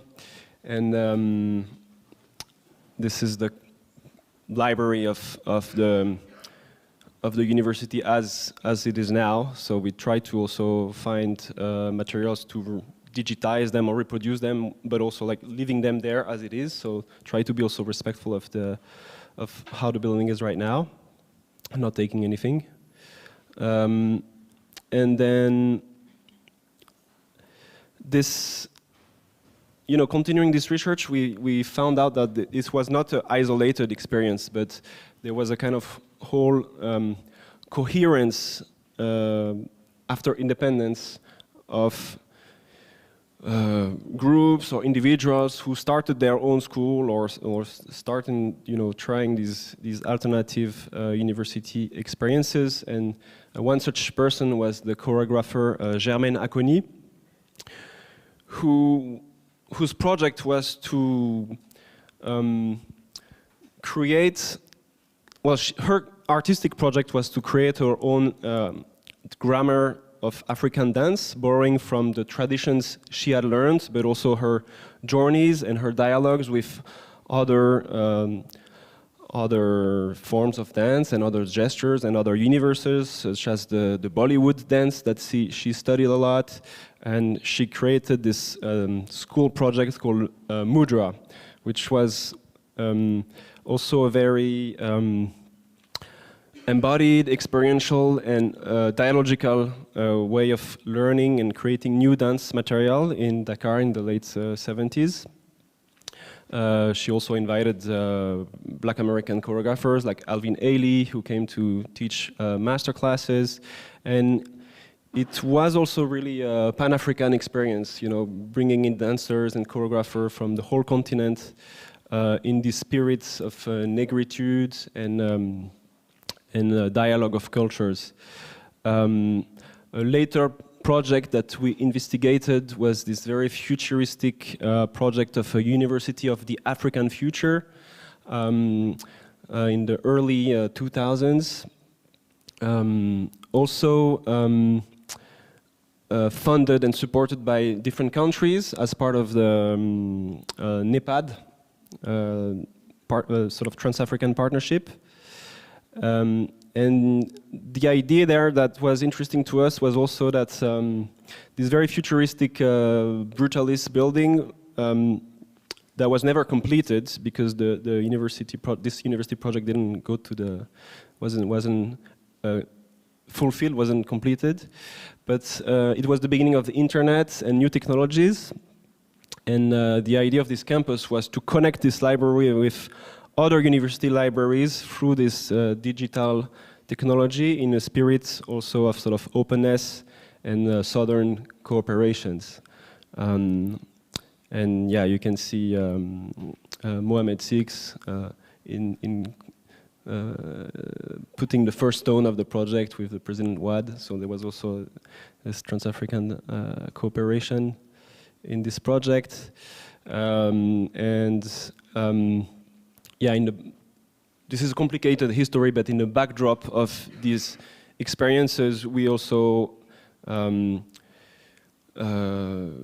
interviewed researchers and researched the relation to the colonial past and also the model of the colonial school and the colonial university that, you know, cannot be avoided, overlooked when we study this project. And in the case of Senegal, one such school that plays an important role in this history is the William Ponty Normal School, which kind of trained the brightest young students recruited in the then colonized West African and Central African country, who met there and became the independence leaders or the first heads of state of the newly independent country.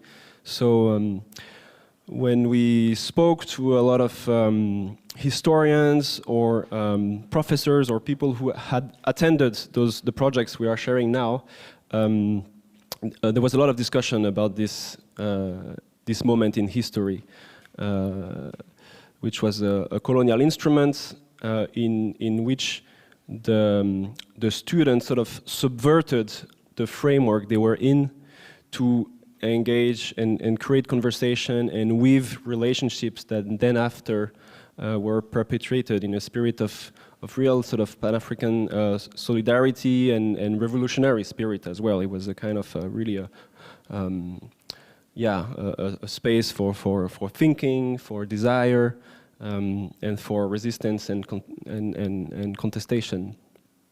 And do you want to add something, or maybe it's after we speak a little more about our project and how we subvert this archive and how we mobilize it? But maybe you want to add a few things.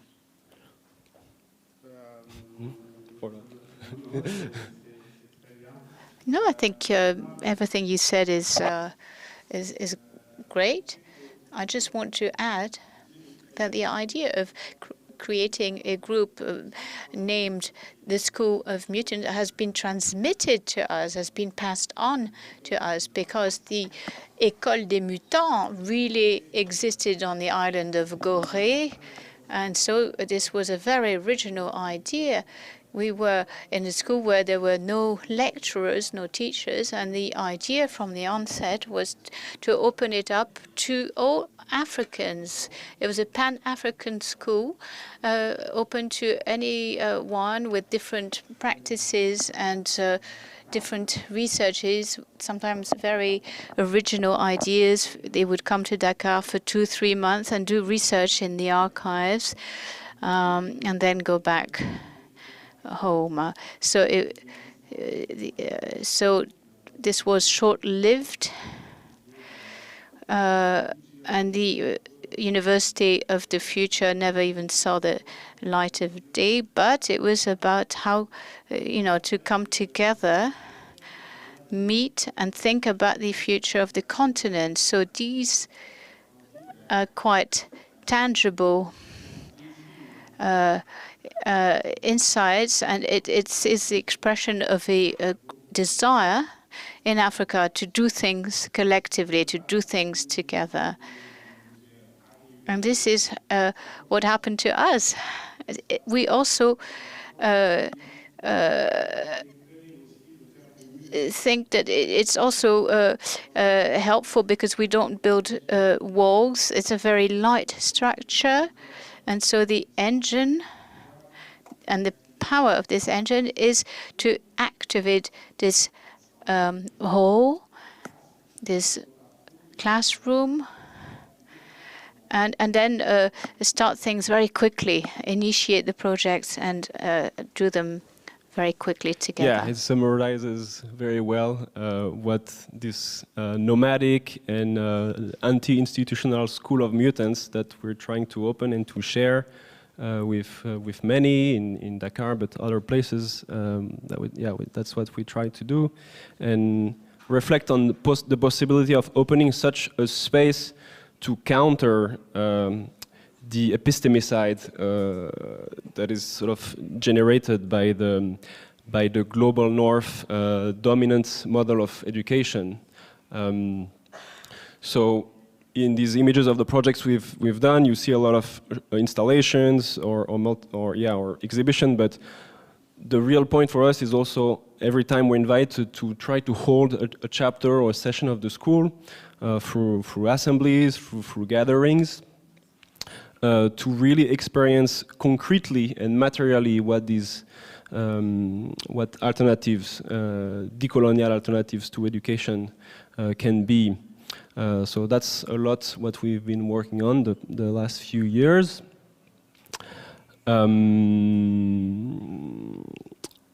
This was in raw material. And more recently, Dakar Biennale. And I think we can leave you with a little extract of one of our videos to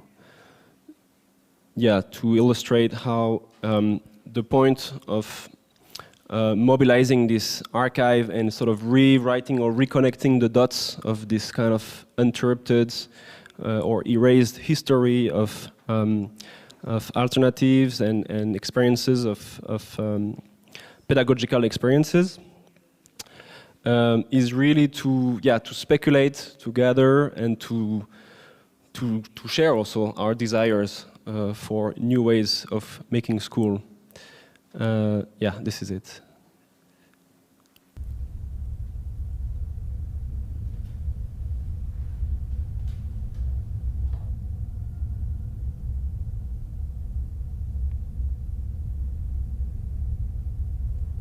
Nul ne sait d'où je viens.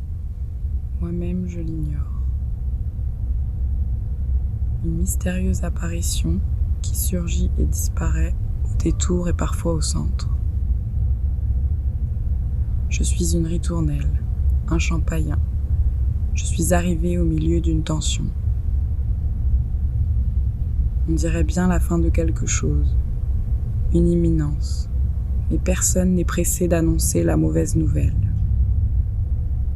On tourne autour d'un cadavre sans que personne n'ose dire le mot fatidique, des aphasiques.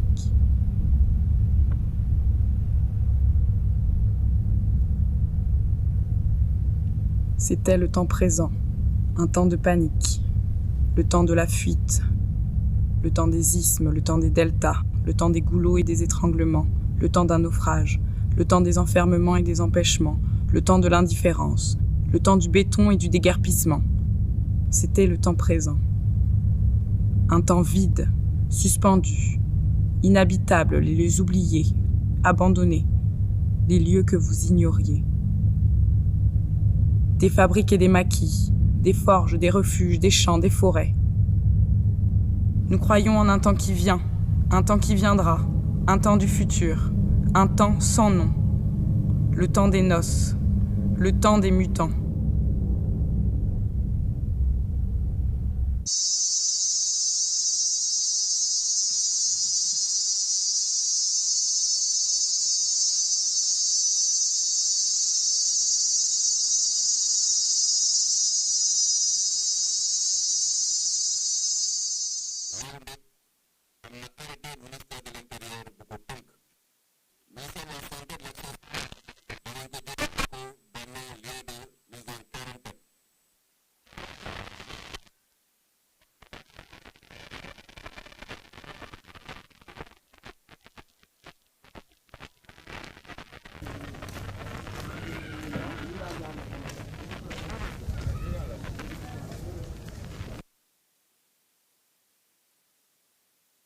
Yeah, this was not technically perfect, sorry, but we can also come back to this extract and the rest of the works later in the discussion, I guess.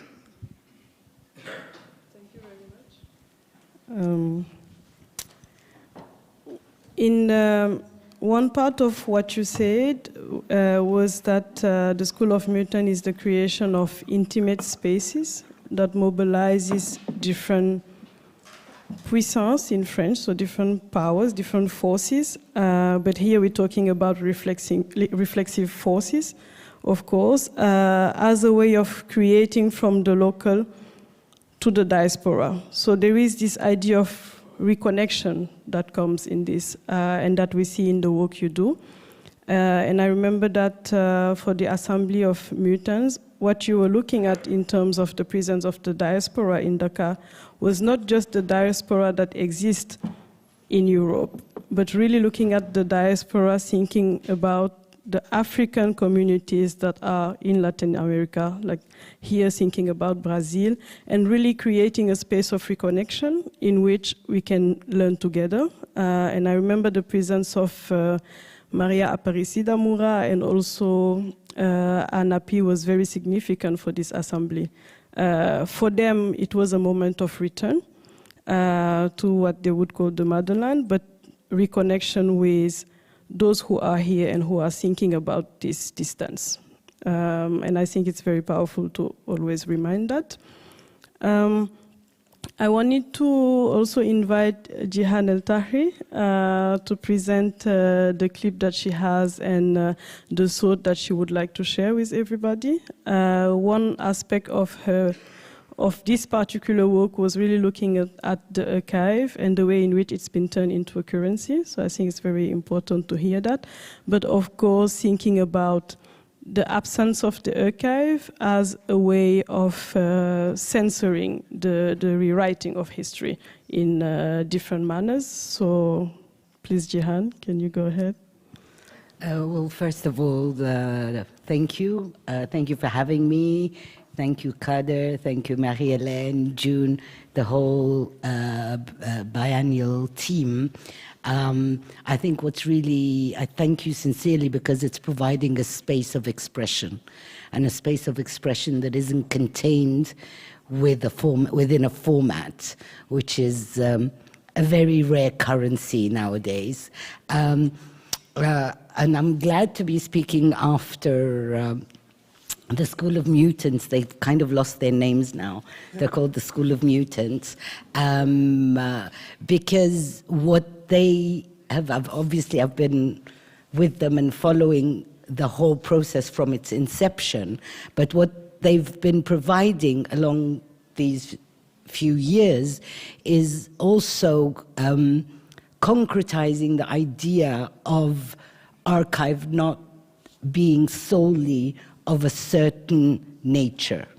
What is archive and what can become archive is something they have complexified, which I think, which allows me to get straight into the value of archive. So I'm speaking from the perspective of someone who has been a practitioner with archive for at least 30 years. I actually witnessed firsthand the complete transformation of the concept of the value of archive. I'll start with my favorite anecdote with my first encounter with archive. I was about 15 or 16, and I still love flea markets, but I used to go to the flea market, and there was this guy who always had film canisters, and the value of the archive was the value of the metal canister, and he'd sell the canister, take out the celluloid and chuck it, and I'd go take the celluloid, and I have this massive thing of just archive stuck together. At the time, I had no idea why I wanted this celluloid or why I was collecting it, but I was.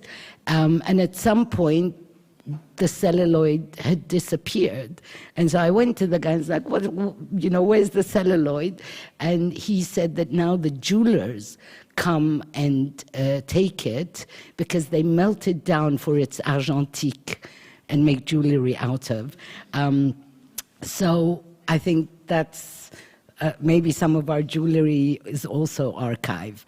So basically, I think the transformation of this value really hit me when I remember the first time I wanted to make a film that is archive-based, and the producer looked at me as though I was crazy or something. Actually, he looked at me as though I was lazy and stingy. Lazy because I don't want to go shoot my own film, and stingy because archive didn't cost anything. That's in the 80s. At the time, the real mission was, how do you unearth archive? It's an archaeological dig. And once you find a piece of archive that no one has seen, it's this, you have to show it to the world. Of course, the whole debate about what's in it, what's politically correct or not, was not even on the horizon. But more so, the only thing you really didn't even worry about it was cheaper, because what you would pay for archive would be a maximum of $100, or if you were really unlucky, $200, which were the transfer fees or postage. And then, who would have ever thought, and that was for a tape. So who would have ever thought that we now buy archive per second? Huh? And so I think you're going to see, I put some of the things I put up in the video I'll show you in a minute, is really about how the commodification of archive started shifting, and the value of it. Where does the value lie? Who decides the value? I'm not going to get into details, but I'm obviously talking about visual archive.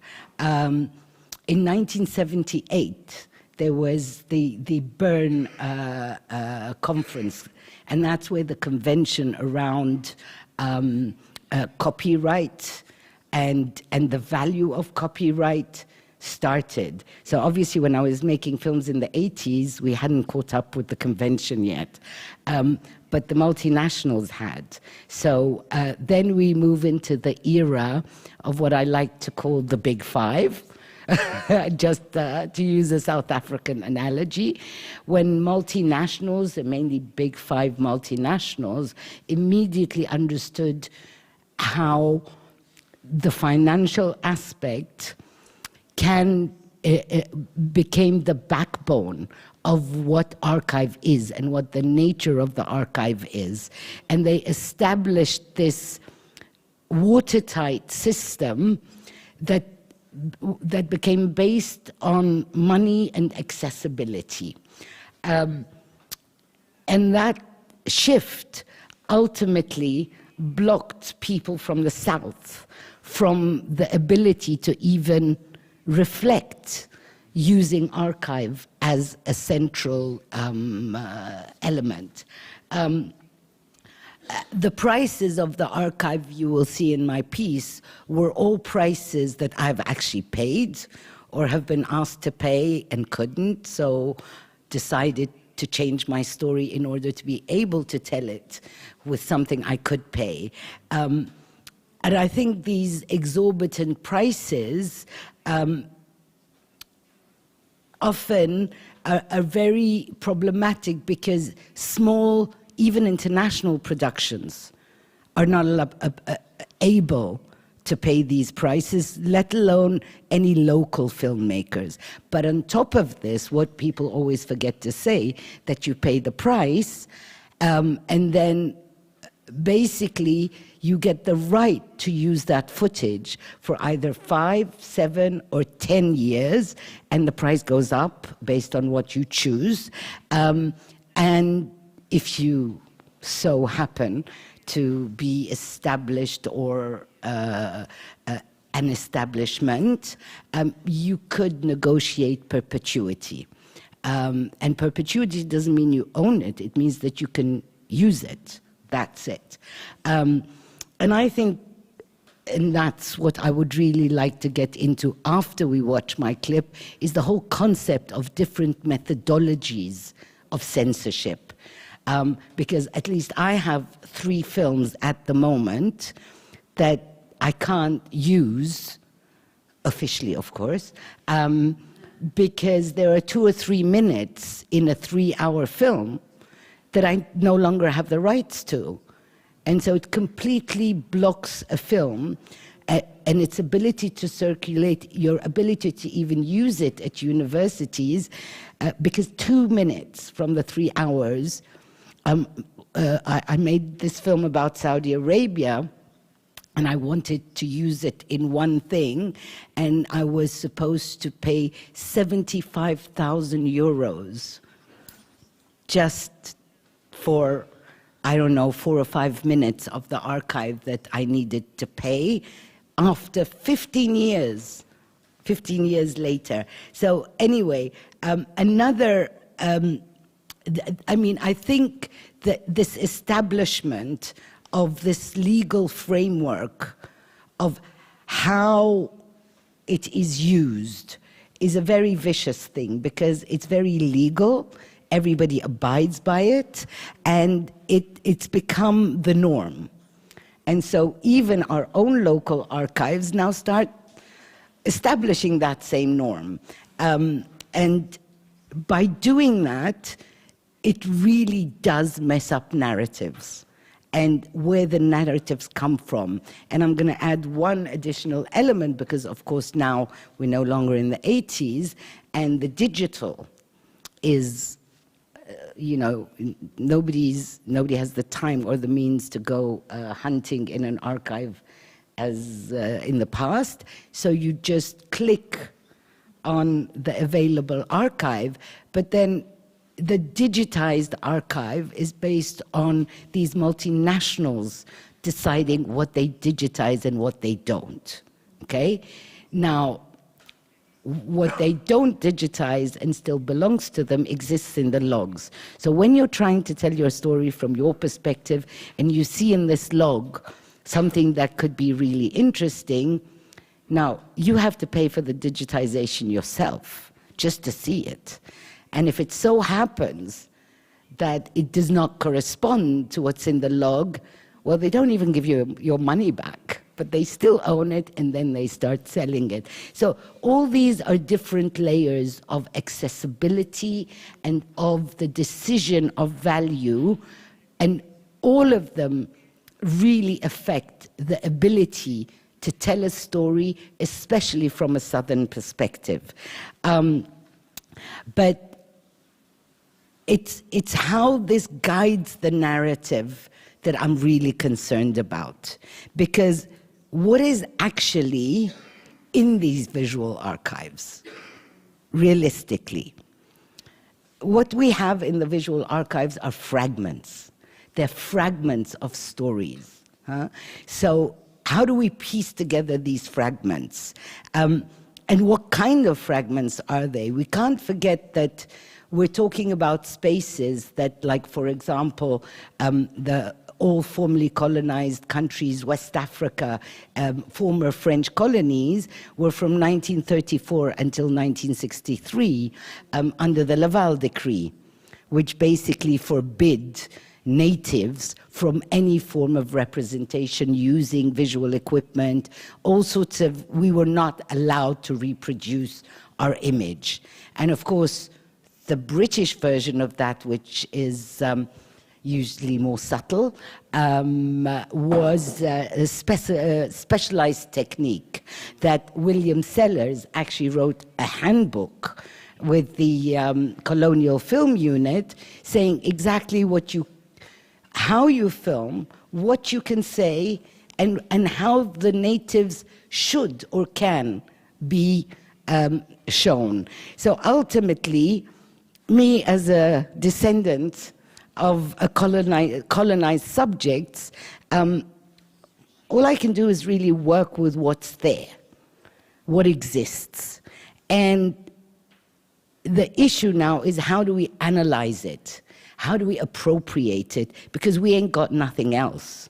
If we want our history to include a visual, that's what we got. So I think the problem and the dilemma is that what we have comes along with a very factual and truth, an ultimate truth. The voiceover tells us exactly what this is. The way people are represented is very easily confused with that's what this is.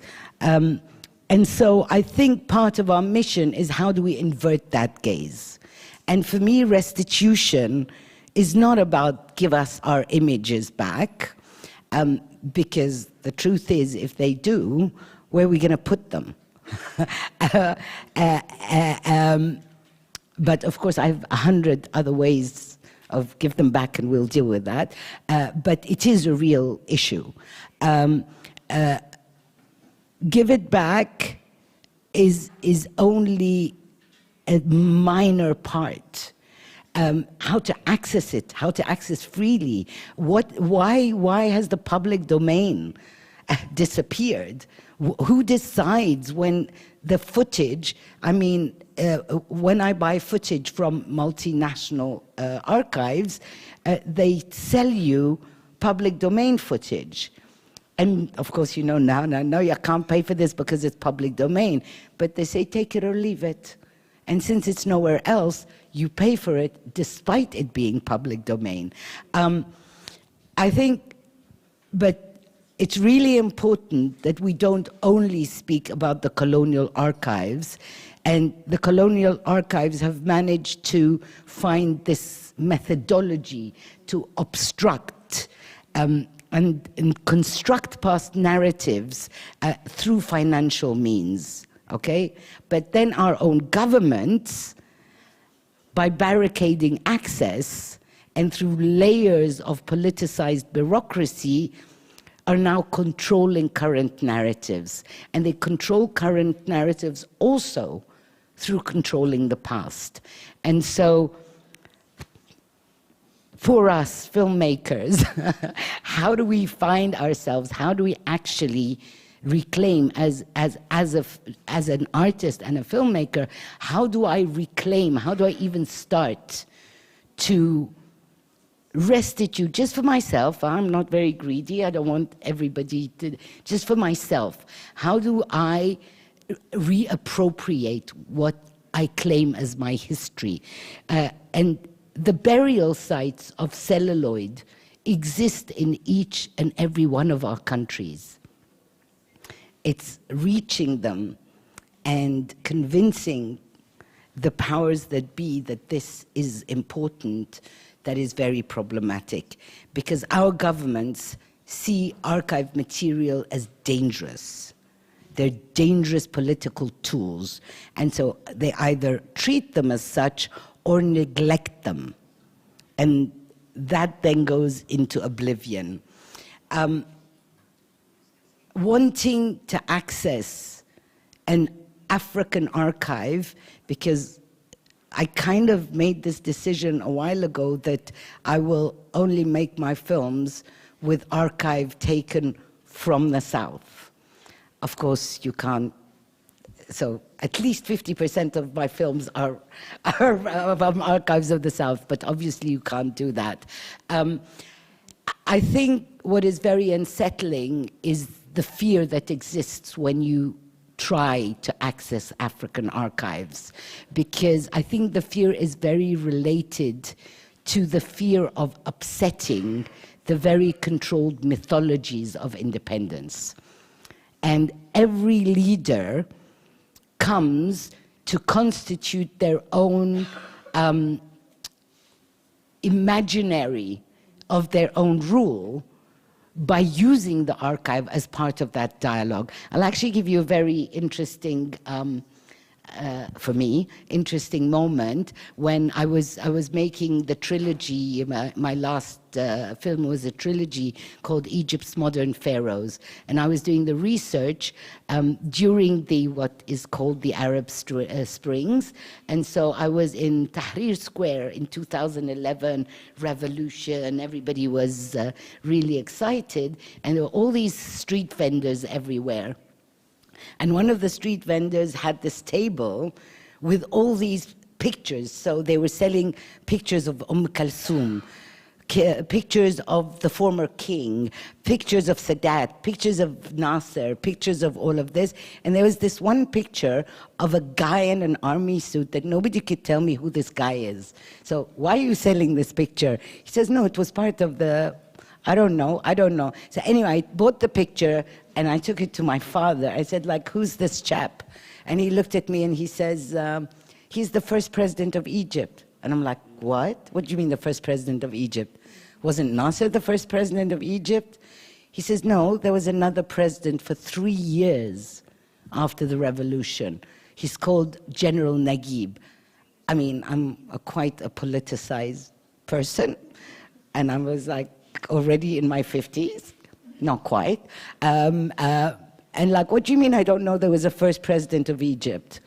His name, his image had been wiped out of our history books, wiped out of the imagery, wiped out of TV. So this form of censorship is also about shifting narratives. And how does one even start to grapple with this, okay?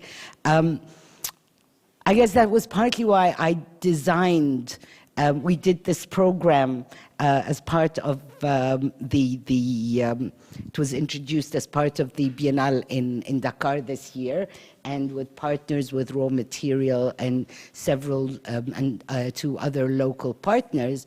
It's called People's Stories. And it's this distinction, as Kojo Ishwan theorized, this distinction between history and memory. History is what we hand you down to say this is what the past is, and including, of course, the mythologies of independence. And memory is about people's stories.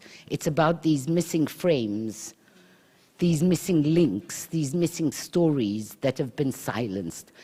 And that's, we as filmmakers, we need these missing links to be able to restitute our own histories. You know, my what's it called? What my thing? Installation, visual contribution, whatever you want to call it. It's called Complexifying Restitution, Notes to Self. And it's notes to self because really it's about how does one, I want to share with you how one is obliged to make choices, what kind of questions go through one's mind, and in order to be able, most of the time, to fit into certain formats and you know, apply to certain genres, because that's the only space available for us. So should we watch the clip? It's a cut-down version of what's in the Biennale. Paris-Platz, yeah.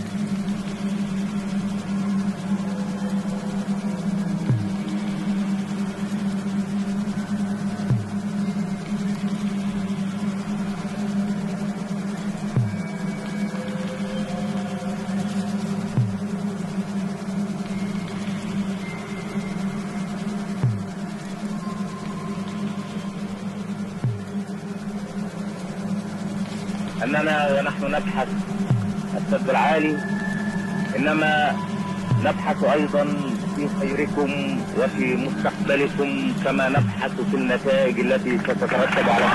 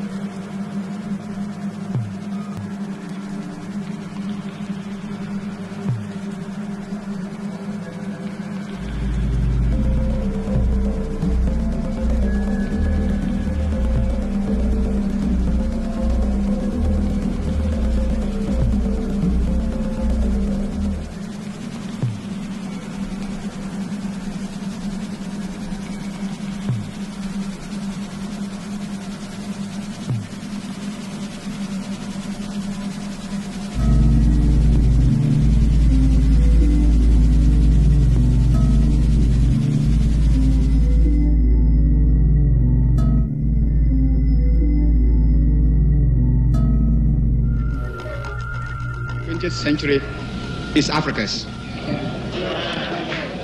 This decade is the decade of African independence. Forward then to independence.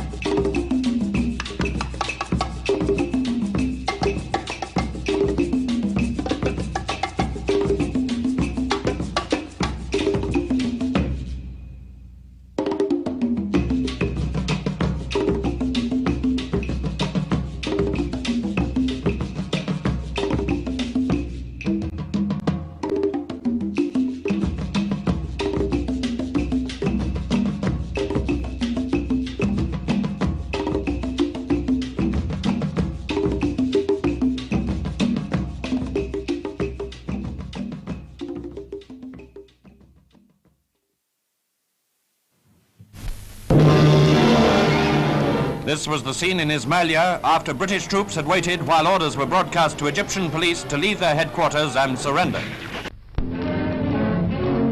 Mobutu enjoys the sight of Lumumba being tied up more firmly for transfer to the garrison town of Teesville. Vorher gelandeten Fallschirmtruppen. Luftangriffe haben große Teile der Stadt zerstört.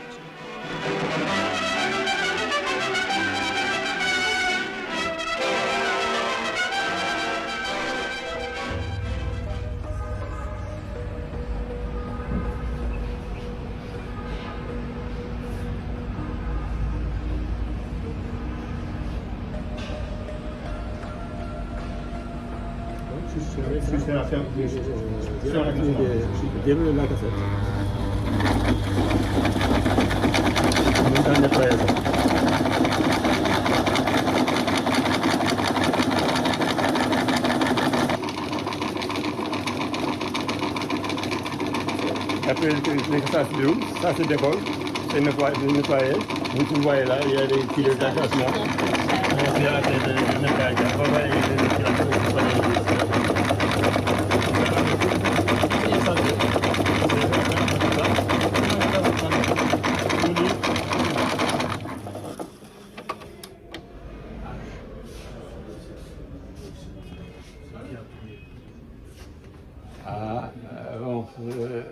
C'est pas vous, seulement qu'il ne peut pas passer. Bon, d'habitude je fais ça avec manuellement. Bon, le pas de faire une cassette, comme ça là. 80 francs pour faire une cassette. Vous voyez ce qu'on a fait. Des fois, on ne peut même pas à tourner ça, si c'est dur là. Donc, bon. Peut-être c'est Dieu qui m'a inspiré. C'est toujours lui qui est derrière. Donc,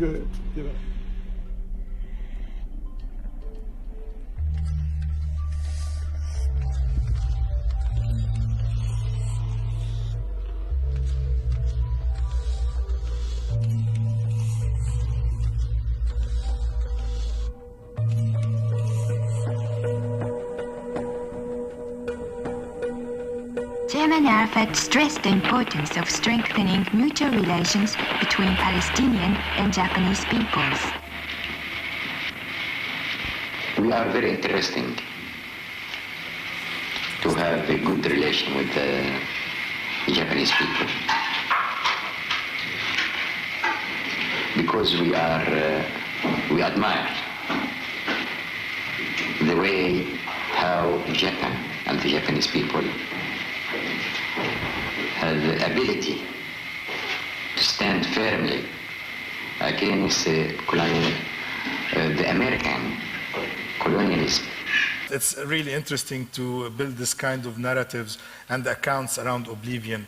I will end by quoting this famous Soviet sentence that while the future is certain, past is yet unpredictable.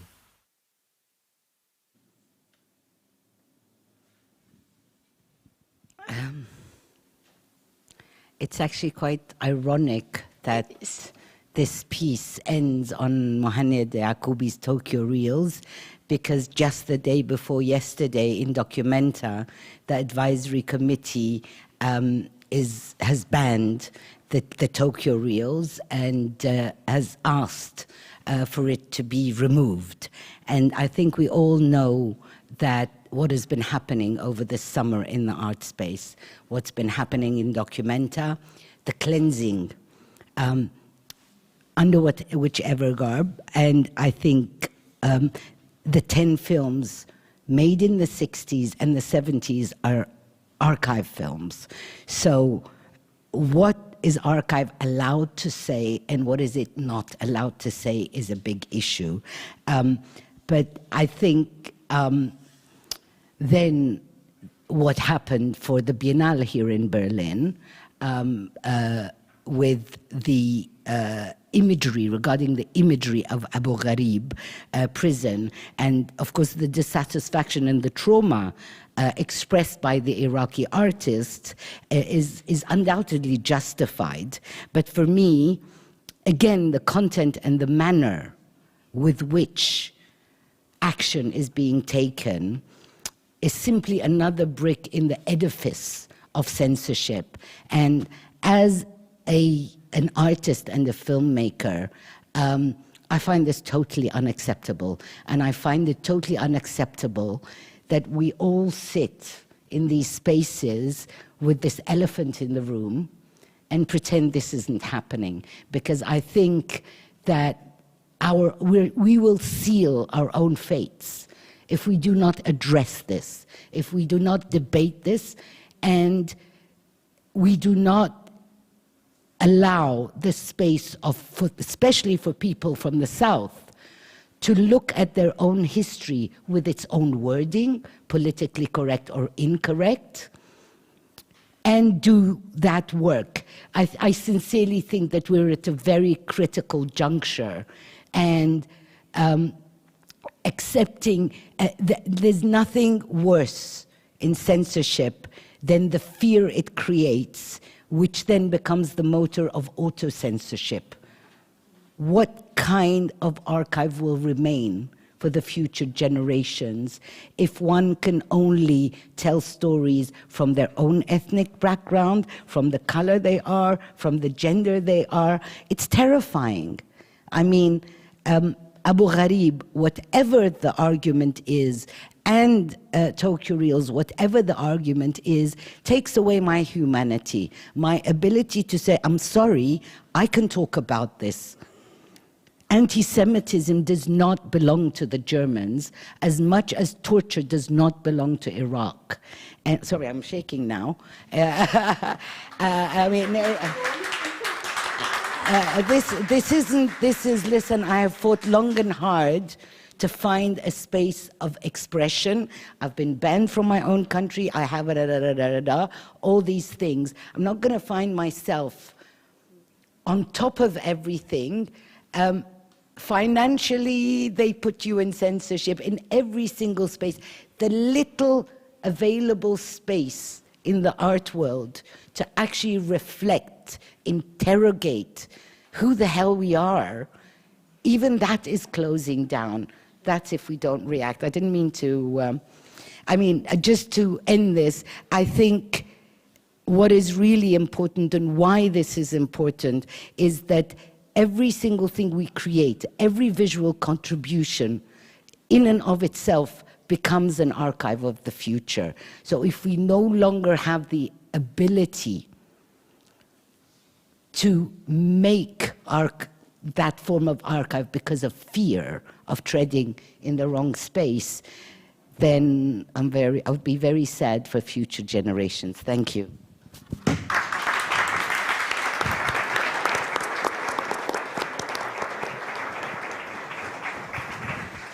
Thank you, Jihan. Thank you for sharing all these thoughts. It's very difficult to time keep when the subject of conversation is about censorship. And I know that I've given Jihan way more time, but it was important to leave the space for this thought to be shared. Thank you very much for that. You spoke about a couple of things, censorship in different ways, censorship that happens from the institution, that happens between practitioners, censorship that happens with the self, like the moment when we get to a point where we censor ourselves, we censor our own ideas and our own beliefs. You also spoke about the fact that the visual archives are fragments of history. They're not complete. No archive is complete. And I would like to also quote you when you say that all I can do is to work with what's there. But then, how do I use what's there? How do I analyze it becomes very important. And I think that's a very good transition to Tuan's work that is presented in this Biennale, The Spectre of Ancestors Becoming. which reminds me, when it comes to restitution, to the visit of French President François Hollande, who came to Dakar in 2012, and who was asked about the archives that's related to the tirailleurs sénégalais who were sent by France to the Indochina War. And what he said was that they will declassify the archives, and they've started sending some archives back home. But of course, just as you said, those are fragments of history, so those are the archives that were constructed by the French themselves, which means that they are not telling complete stories. They are not telling the bigger picture when it comes to the history of the tirailleurs sénégalais, and especially when it comes to the history of the women, the Vietnamese women who were brought back to Senegal by these tirailleurs sénégalais after the war. In the work we did with Tuan, it was a lot of research when it comes to this history, when it comes to these women, and when it comes to the depth of colonialism and how big the colonial enterprise is, as it also shaped our cultural fabric in a way that we don't tell enough. And I think that this work is contributing into telling that aspect of colonialism. So I'll just hand the mic to you, Tuan, so that you can take us through it. Hello. Thank you. Hello. You got my heart pounding hard now, Jihan. Can you hear me? First of all, thank you, Marie-Hélène. Thank you, Kader. Thank you to the entire team of the Biennial that has worked so tirelessly to make this exhibition happen and make the programs happen. This is amazing. Sorry, I'm still shaking. I'm trembling with you. Where am I? Oh, sorry. So the project that takes its form as a 4-channel video installation here at the Biennial really begins with my desire to look at these moments of solidarity between peoples of the Global South. I did a lot of research into tirailleurs and realized that tirailleurs sénégalais and tirailleurs indochinois actually fought, tens of thousands of tirailleurs actually fought on the soil of Europe in defense of France during World War I and World War II. And I had these kind of dreams that these tirailleurs were like, they had each other's back, that they were like fighting for each other on the battlefield. And I started to kind of want to find these stories. None of those stories existed. Of course, they weren't documented by the French military. As we all know, colonialism is a project of fragmentation. You mentioned, fragments of narratives. And with fragmentation comes a lot of silence and erasures that happen. So the project with this very specific community in Dakar, Senegal, was an attempt to address those silences, those erasures, on a very personal level, through very specific stories with specific people that come from a very specific migration. Just to backstep a little bit, when Vietnam started to have its war of independence against French colonialism, suddenly, these tirailleurs who were fighting together, quote unquote, in defense of France in Europe, were now pitted against each other. So all the tirailleurs from West Africa and North Africa were sent to Indochina to squash the rebellion. I think I was talking to Bénédicte last night. I was talking about my granduncle, my grandfather's younger brother, who I grew up kind of listening to his stories and realizing that the way that we experience history, at least the way that I've experienced colonialism, was through these very personal stories, very specific experiences that were embodied by people that were retold. My granduncle was recruited by the French military, forced to fight against the Vietnamese, which he hated the French. I don't know how he got recruited. He got recruited, fought at Dien Phu, which is the last battle in which the French lost. Then he was exported. He was exported to Algeria during that war, and then he ended up in Martinique, which his personal story, his kind of movement throughout the world and through this his own temporality was kind of like a microcosm of French colonialism. And so I started becoming really interested in how the personal stories become these moments of resistance to these larger erasures that happened under colonialism. And I found myself in Dakar, working with Raw Material Company and the beautiful people at Raw, and really kind of becoming invested in not only documenting and listening to and sharing stories with this community of Senegalese Vietnamese in Senegal, but also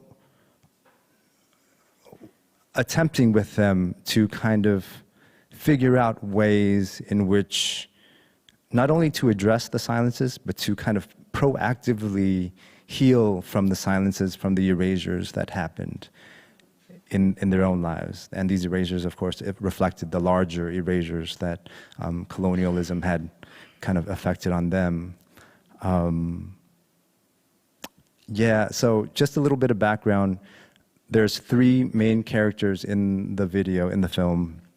There's Anne-Marie Ndiaye, there's Makadou Ndiaye, and there's Mary Bay Diouf. Then there's two musical performances by General Jean Gomis, who sings in Vietnamese. And there's a song written for the film by a religious singer named Nareni Sek. The stories are actually fictional.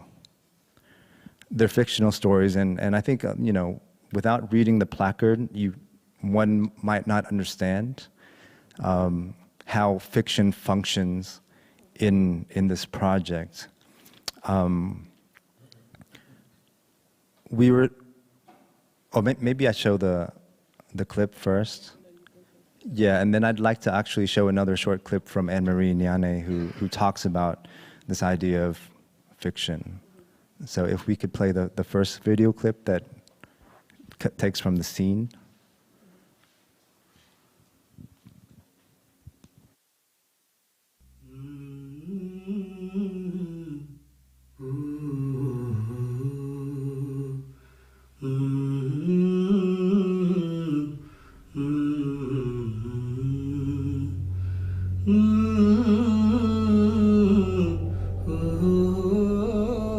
Extérieur terrasse, Dakar jour. Une vieille dame vietnamienne, Mam, est assise sur une chaise sur sa terrasse et enlève le foulard qui lui couvre les cheveux. Une jeune fille sénégalaise, Fatima, s'approche et commence à lui peigner les cheveux.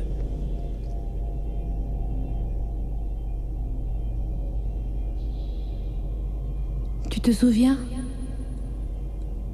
Je me souviens. De quoi te souviens-tu? Je me souviens que tu viens d'un endroit qui s'appelle l'Indochine. Qu'est-ce que tu te rappelles de l'Indochine? Je me rappelle de tout en Indochine. Tu ne te rappelles de rien en Indochine. Tu n'as rien vu en Indochine. Je me souviens que tu te donnais devant un fusil en Indochine pour sauver un homme noir. Tu te souviens de l'homme noir? Je me souviens. Le soldat noir est mon grand-père, parti se battre en Indochine pour les Français. Le soldat noir est-il revenu? Je me souviens. Je suis revenue au Sénégal avec ma femme et mes 3 enfants. Tu te souviens de la femme? L'amour de ma vie, celle qui m'a sauvée. je me souviens de l'histoire. Je suis devenue grand-mère. De quoi te souviens-tu de ta grand-mère?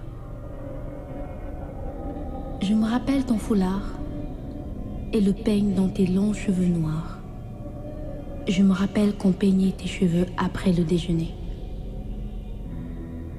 Tu te souviens quand tu me demandais pourquoi mes cheveux étaient raides? Je me souviens qu'ils étaient plus longs que ta tunique. Tu te souviens de mon village? Je me souviens qu'à Dakar, tu avais 14 enfants, 34 petits-enfants et 46 arrière-petits-enfants. Qu'as-tu oublié? Rien.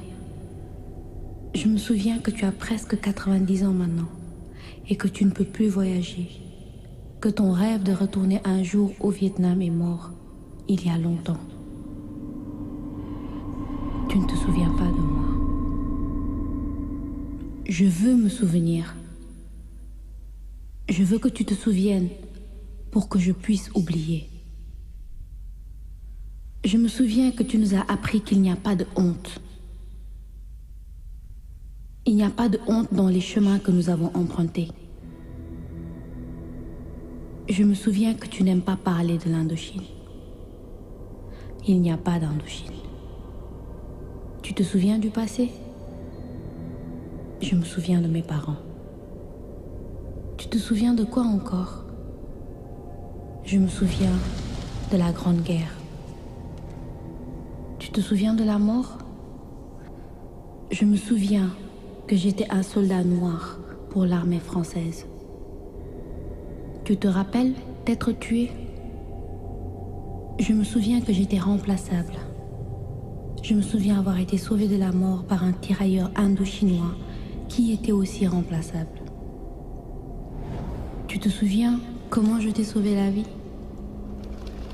Je me souviens de ma petite fille. Et tu te souviens du futur? Je me souviens qu'il y a une tribu invisible. Tu te souviens de ce que tu as fait? Le Sénégal, rempli de mon sang, tu ne seras plus jamais pareil. Comment te souviens-tu? Je me souviens. So, first of all, I'm sorry for this really small subtitles. We had prepared another clip, and that was even smaller. So, and I didn't have time to scale the subtitles up. So that was a scene written by Mary Beidjouf that reimagines the many conversations and the many afternoons after lunch spent with her grandmother in Dakar, combing her grandmother's hair, but mostly in silence because her grandmother refused to talk about Indochine. She refused to talk about Vietnam. She refused to talk about the traumas of leaving and never being able to return. Mary Bay writes in a very poetic form this kind of beautiful conversation that kind of traverses time and kind of pierces through his history in kind of really poignant and beautiful ways. For those who haven't seen the installation, let me take another step back and say that there are 4 screens when you step into the space, so it's really becomes spatialized. On one screen, you'll see the writer, and you'll hear her voice speaking both parts.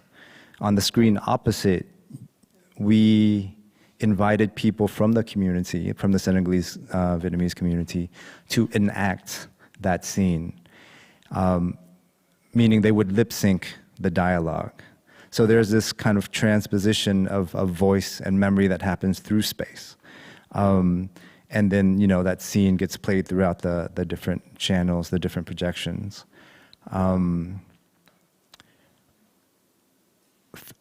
Fiction becomes a really important element in this project. You know, when I think about repair, sometimes I feel, and I think Ciraj and a few other people had mentioned this yesterday, which I found quite enlightening. Sometimes repair doesn't feel like an option, especially in those circumstances where so much has been decimated. Like, how do you repair something that doesn't exist anymore? Maybe there's another word. Maybe it's recovery. Maybe it's recuperation. Maybe it's about rebuilding. Maybe it's about imagining something in its place or something new. And a lot of the process kind of was informed by Anne-Marie Ndiaye, who wrote a short story called L'étranger, The Foreigner. She fictionalizes her mother's journey and her parents' relationship, and her mother's kind of assimilation into Dakar, because there were so many silences there that her mother didn't even talk about. So she writes this beautiful short story. And I'd like to play a really short clip by Anne-Marie Ndiaye during one of the interviews that we did with her, where she talks about fiction. Could we play that clip? Is it ready? En fait, c'est un peu reconstruire l'histoire. Parce que là où la mémoire ne joue plus, l'imagination fait le reste. Et c'est important quelquefois de rebâtir une histoire. Parce qu'on peut se reconstruire en rebâtissant une histoire. It's a very short clip, and we don't have sync sound. The camera actually had technical difficulties, so we only was able to record sound during that sound bite. But for me, it was quite empowering to work with this community and to work with these three very special people who were so open to kind of to thinking about how do we reconstruct in the big gaping holes that we've inherited. And for me, the project kind of really lies in that kind of collective gesture. Thank you.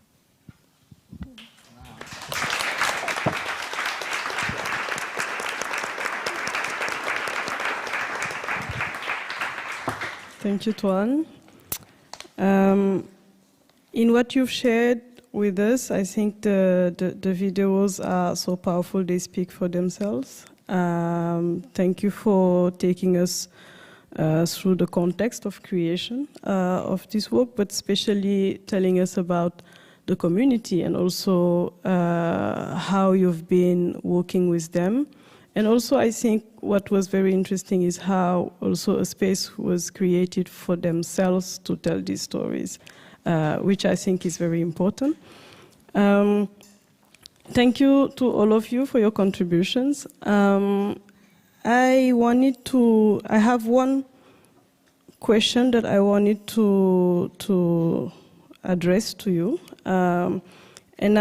This is inspired by, I remember I was listening to, or maybe reading, Trinity Minha, who was talking about her cinema, and she described it as a tool to speak nearby. And that was very inspiring for me, like really thinking about this idea of nearby.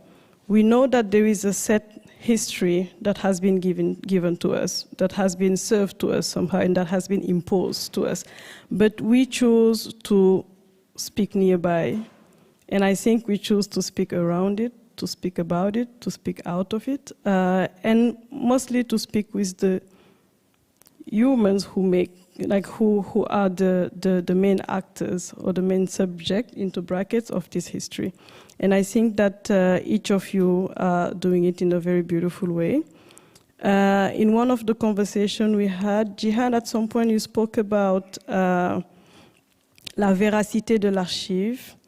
I don't know if veracity is English really, but truthfulness was said earlier by Rolando. And you spoke about the way in which we've gone to a stage where we actually realize that it's not all the archives that are true.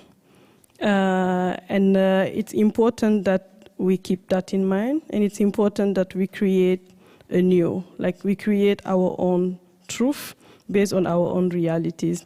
And I think that's very important, especially knowing the whole conditions that we live in now, speaking about censorship, speaking about self-censorship as well, and also speaking about the difficulty to access certain resources, especially when we talk about, into bracket, global South context. And I really like how in all the work that you do, there is a great sense of solidarity that's present and that is nourished in an ongoing way, and I think that's very important. Otherwise, we, as you said, we are, what did you say about fate?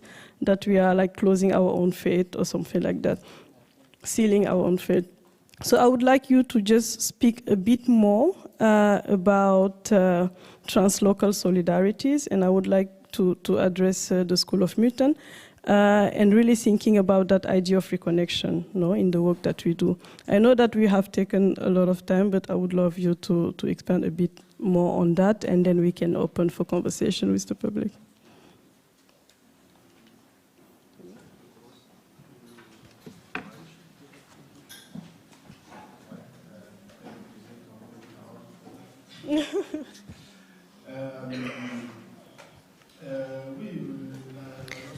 Yes, sure. Solidarity in the way of building those images and those narratives is very important.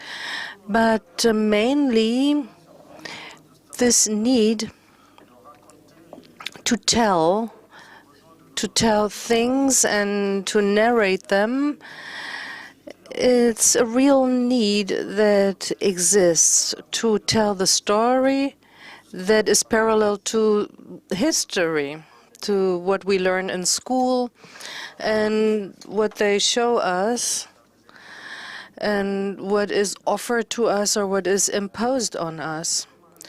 But how can you do it? And that's what is so complicated. And there are schools, for instance, my grandmother schools me. What she tells me when I listen to a radio show like I used to do it, it schooled me. A different kind of school, a secret school. But this secret school is helping me now tell stories. Who would have known that? And when I met Jihan, who is also a very, very secret school for me, something else, who gives me a key to understand my grandmother's schooling. And this helps me narrate. In Guinea-Bissau, not so long ago, we went to see Gomez, and he's not such an easy person. He also has a secret school, and he does not want to transmit what he has in his secret school to everybody. And we met Flora Gomez, and he said, come back tomorrow if you're so interested. And we did. And we spent 2 hours there with Gomez, who told us about the school that Amica Gabral transmitted to him. And this is also some school. The difficult thing is to evaluate those multiple schools and to read this. If you can read and receive, that's already a good thing. And afterwards, you have to tell. And something else seems very important to me. It's the way that those images are made and made available in Africa especially. My generation, for instance, we have a very problematic and tragic situation. The means that we have or that we believe that we need in order to be able to narrate. And I think we all need some means, but how? And the distance from which we look at things also means the fundamental question of what we are giving back. I mean, everybody can produce an image. We are producing incredible amounts of images. But what does it say about us? And what can we show the world? How can we show the world differently? Some years ago, I was working in Calais, and that was quite a difficult job. About this place in 2015 and 2016, this is where most images were produced in France. Every evening, there were hours and hours of images produced that narrate this place.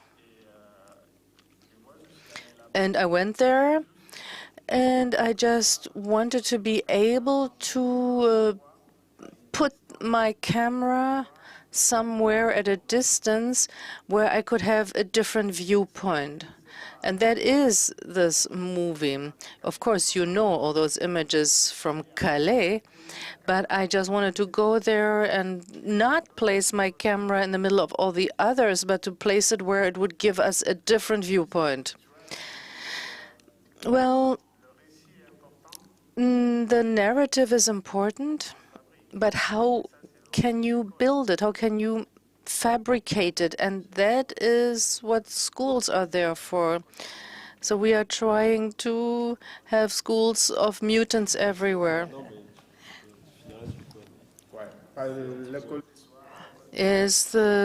Can be grammar school, evening school for your friends, your big brothers, your big sisters. I'm not going to answer your question. But there's something that was said in your clip that is now haunting me, so you're going to have to deal with this. She said, "Remember so I can forget." And I think this is such a powerful line. And that's actually what all this is about. It's actually all this scrambling to put together a narrative and piecing all this together. Because if we remembered, we wouldn't need to address it. And it's such a powerful line. It's so revealing of a trauma. And I mean, I don't want to talk about piecing together fragments, because fragments, in a way, they are terrible, but they are the only freedom we have. Because you can actually reappropriate history by filling in the blanks in the form you would like to appropriate it. But remember so I can forget, I think, is the punchline. Voilà. For me. Do you want to add something to that?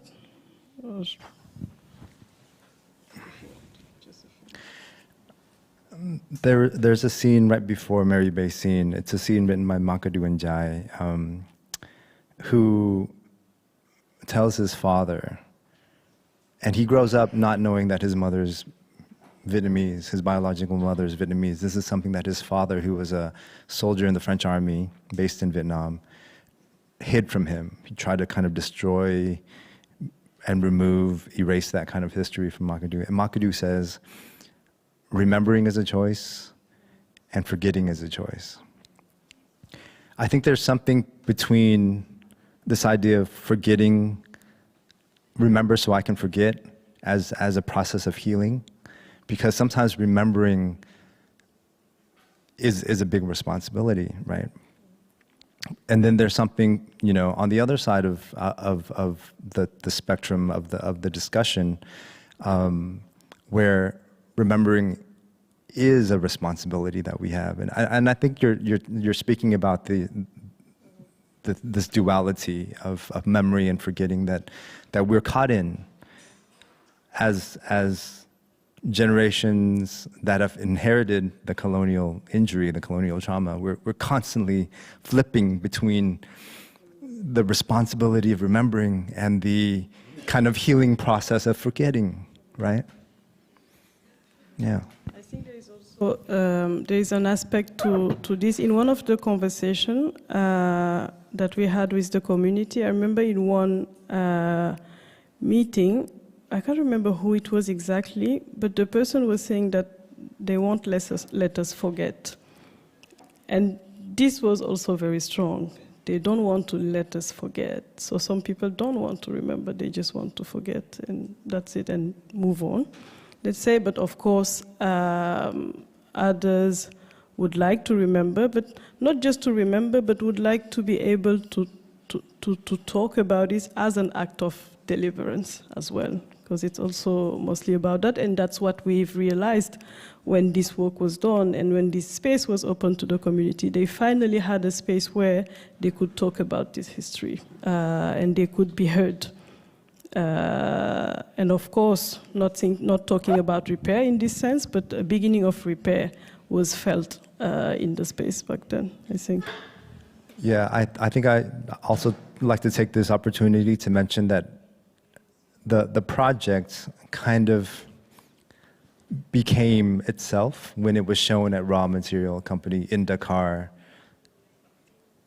when the community could actually see the work that they've put in.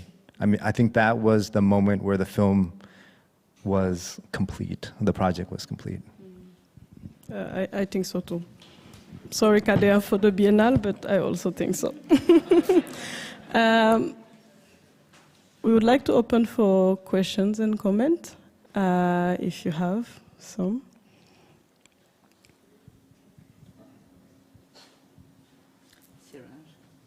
Ciraj. Do we have to? 6:36? I've just been wondering how useful it is for us to hold on to empirical ideas of remembering and forgetting, and of the idea of and when forgetting is healing, because the activist project of memory arises to challenge what is usually identified as a condition of amnesia. In other words, where you have deliberate, publicly induced forgetting, and where a memory work or memory project occurs in order to perform a certain kind of reassembly, but where the nature of that memory is not empirical. It's not an empirical project with an empirical impetus. It occurs under certain conditions and takes place in certain ways in the present for certain purposes. And the other notion that I think it is important to problematize is this idea that history is something official and oppressive, and that memory is something that challenges that big thing with a capital H that we call history. Because there are many examples in historiography all around the world of how historicizing is a project of resistance. How, especially when you have a denial of history, where people are turned into ahistorical people, You know, like the way in Germany, you do not study African societies in the Department of History. That is a condition that still exists today, because Germany's broken relationship with its colonial past is such that it did not face anti-colonial struggles that resulted in certain contests in something that we call history. And the other thing that is interesting, and you know, it's important for us, is how we take the artist's concept of archive. And in the distinction that is made here between archives and archive, and how we move between the two, whether one is institutional and the other one is epistemic.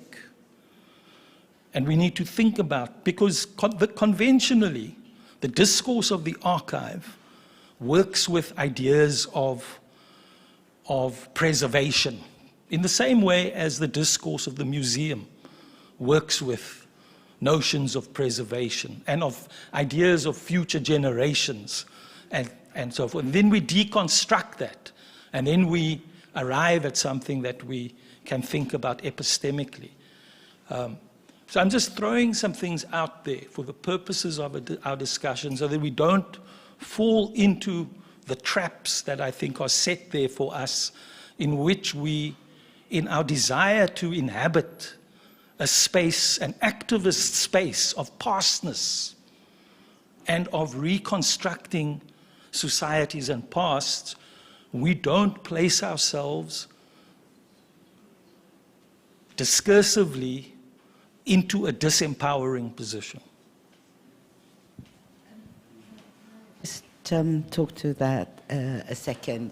I think the concept of the spaces in between is very important, because history with a big H and memory with a big M, they're both opposite sides of the spectrum, almost.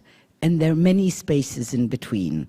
It's how do you create spaces that allow filling in some gaps? And that's why when I was talking, at least, I was talking about mythologies of independence, because it's funny, because in South Africa I actually lived through that moment of how the singular, the monolithic mythology of that past history was actually gelling. And so today, if we talk about Algeria, I don't know 5 people in this room who can say who else other than the FLN was fighting colonialism. There were 11 movements. What is left of them?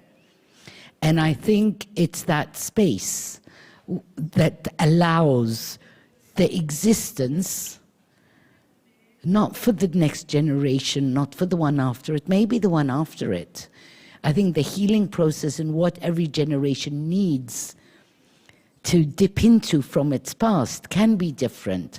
So it's about leaving crumbs on the trail that allow you, if you actually do want to remember, and that is getting back to remembering. It's not about remembering or forgetting. It's not a binary. I mean, and I think that that's where also what Rolando was talking about is different thinking of different even ways, empirical ways of thinking of things. This either or business is really problematic. What happened to and? You can be this, and you can be this, and you can be this, and who's the? It's very much like linear narratives that are very Western and Northern structure. I come from Egypt. Egypt, you have 12 hours. You have the light and the dark. You have the visible and you have the invisible that are the cycle that creates the 12 hours. The 24 hours, and they're both connected to each other you cannot separate them from each other. But this linear narrative kind of obliges you to stop here and then continue on. It's a very, you can have alternative structural forms of narration, of remembering, of transmitting, of finding spaces between history and memory that are not necessarily linear. They can be circular, they can be zigzagging, they can be whatever, but leaving that gap open. I was talking with Kader the other day about that leaving that crack of alternative open. And I think that for me, this day and age, this moment in time, that is the biggest danger. When the visual culture is, if you don't look like Netflix, you must be boring. Huh? And if it's like everything closes, all I'm saying is like, leave this little window open for something else. Whoever likes it can go there. You can't just shut it down and say it's either this or that. Thank you, Gigi, for speaking about that, the in-between space. And I think it's not just even only about alternatives, but it's a space of possibilities. They are there, and that's where we are working from, in the space of possibilities. So going from the either or, but really being in the middle of that either or, and I really like how you put it forward. Kader has a comment or question, but that's going to be the last one, I think. Thank you very much. I found extremely interesting with your different voices that maybe because you're in the center also, Jihan, converge to what Jihan is advocating in terms of how restitution could be the restitution of the access to knowledge, basically. And I was listening to you, and I was like, both of the film are extraordinary, and it reminded me, particularly the Jihan question that emerged in the film. A conversation I had with an Algerian hacker once, a couple of years ago, who told me that in France there is this hunt of preachers, radical Islamist preachers. But in the end, the real worst preacher is YouTube. Because when someone is watching a video of ISIS, then he receives or she receives more and more and more because of the algorithm. What we have to understand here at the core stake that we are living today is that even as Rolando was talking before about the shift from owning to owing, we're like hijacked from our capacity to build narrative, which, for instance, what you did, Tuan, is for me extraordinary. The fact that you involved and the way that you presented this footage, I didn't know the community, and the way she's explaining that, well, maybe we can rewrite history. L'écriture de l'histoire used to belong to the winners in terms of coloniality. And here you have this extraordinary capacity to reappropriate your own narrative, not by trying to rewrite the history, because in the end, what is history? What has this fact? So by reinventing it. And I found this very interesting, particularly today, in terms of how much, this computational governance, how much we are constantly hijacked by a governance that is like rewriting, forcing us to watch an angle that is not even this sort of imperial angle, it's an angle based on our profile, because you know the whole extraction of data that this governance proceed every day and show you images that are supposed to please you. So we're back into this idea of how what Jihan was saying. She's so right when she's saying that one of the core stakes of this conversation is definitely the freedom of the narrative on the one hand, however you organize it, and also the freedom of the access to this narrative, basically, which when you of course you either withdraw or you censor. As you said, in our countries they don't like archives also because of course archives are data.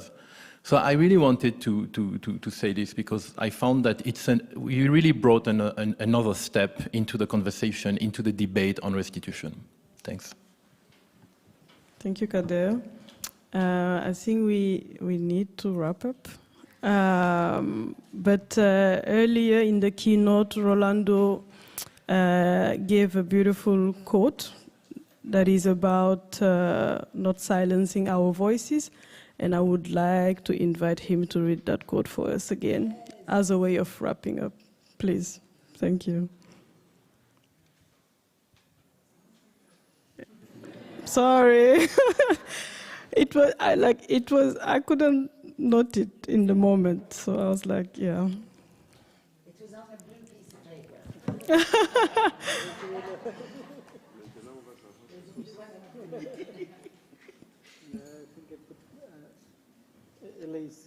Thank you. The Ansaldúa code, you mean? Gloria Ansaldúa? Okay. Gloria, yes. Okay, merci. Okay, this is Ansaldúa. She says, I will no longer be made to feel ashamed of existing. I will have my voice, Indian, Spanish, white. I will have my serpent's tongue, my woman's voice, my sexual voice, my poet's voice. I will overcome the tradition of silence. Thank you very much.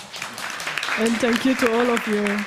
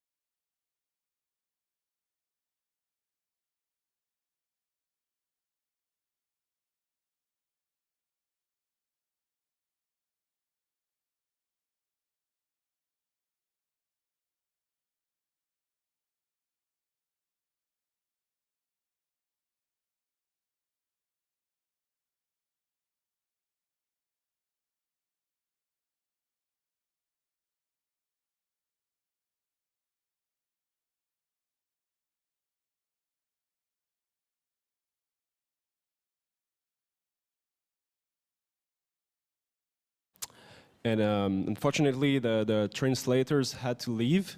So it's going to be a bit of a mix of French and English. So sorry that we can't deliver the materials in a translated way. But you know, we can sort of maybe translate on the side, or we can talk about it after this short performance. So yeah, don't hesitate. Voilà.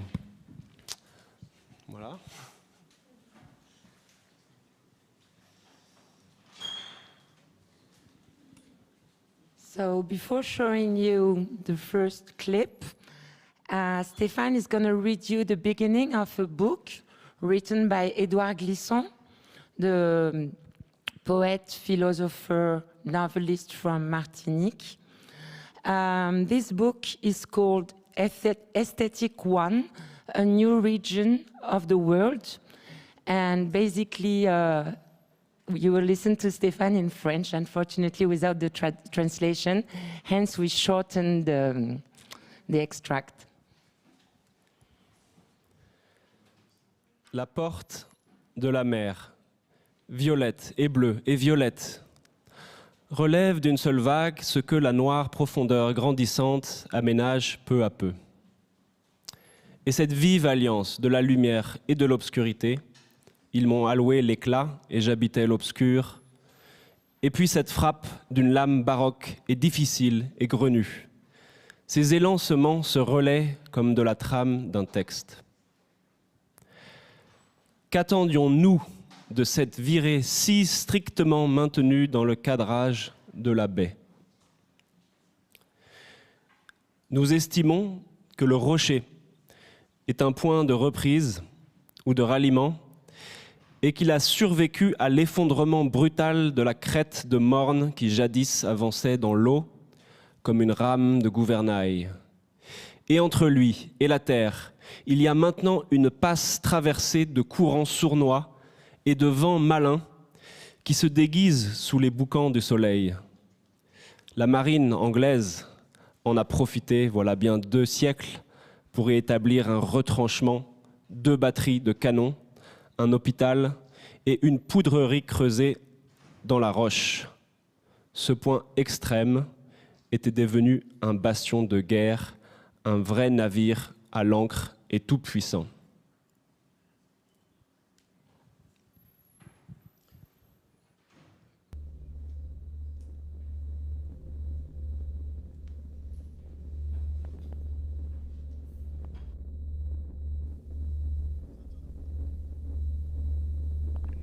The place where you live also includes the geographic dimension of that particular place. It can be the place where you were born, places where you felt good. See, the geographic dimension of the place is already a mosaic. This means that in the Batuto conception of relation, there's no territorial absolute. You'll never see a Batuto defending a piece of land. They're not grounded in territory. They live through a place. There's a geographic dimension to the place, but there's also a fantasized dimension. And now, as the Batuto engage with the digital ecosystem, there's a virtual dimension that is certainly already highly developed. So it's possible that some Batutos have regained our very high mobility, if perhaps they'd lost it, thanks to this digital system.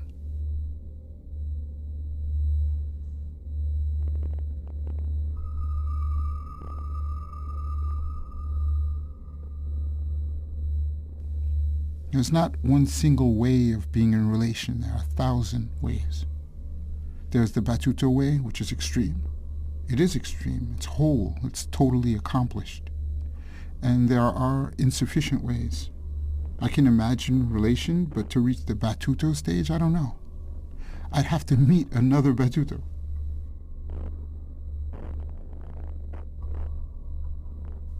The Batuto stage would be a stage that allows you to live, to feel, to celebrate, to be permanently open, to participate in the emerging fabric of the world, in the fabric of the living, the unpredictable, the unthinkable. For me, that is huge. It's a celebration of the insight that all cultures are precious. They are all the more precious in that all cultures are in the process of emerging. They're changing. So when you witness one, when you have the occasion to experience one, there's the possibility to experience it completely.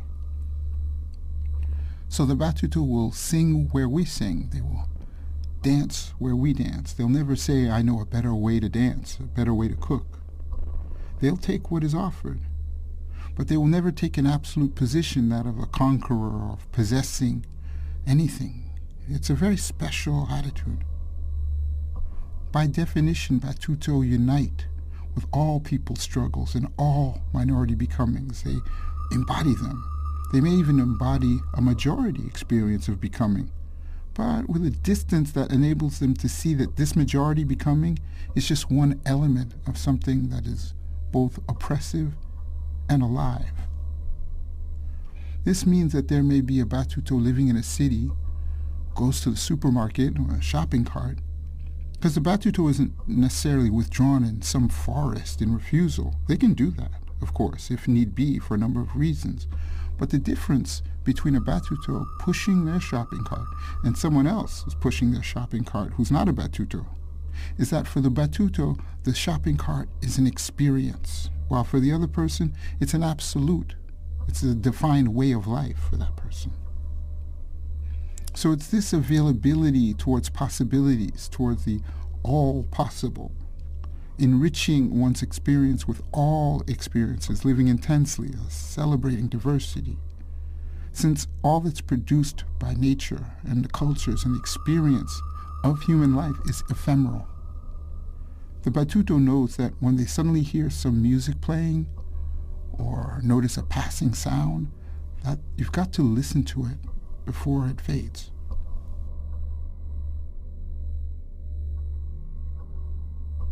So this rock is called Le Rocher du Diamant. Is the view from Édouard Glissant's terrace in Martinique.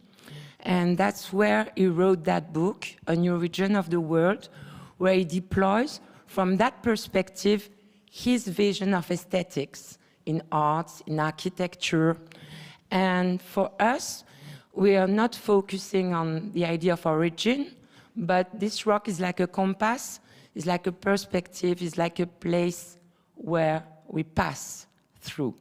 And this image looks still, but it's not, it's moving. So what are Batutos?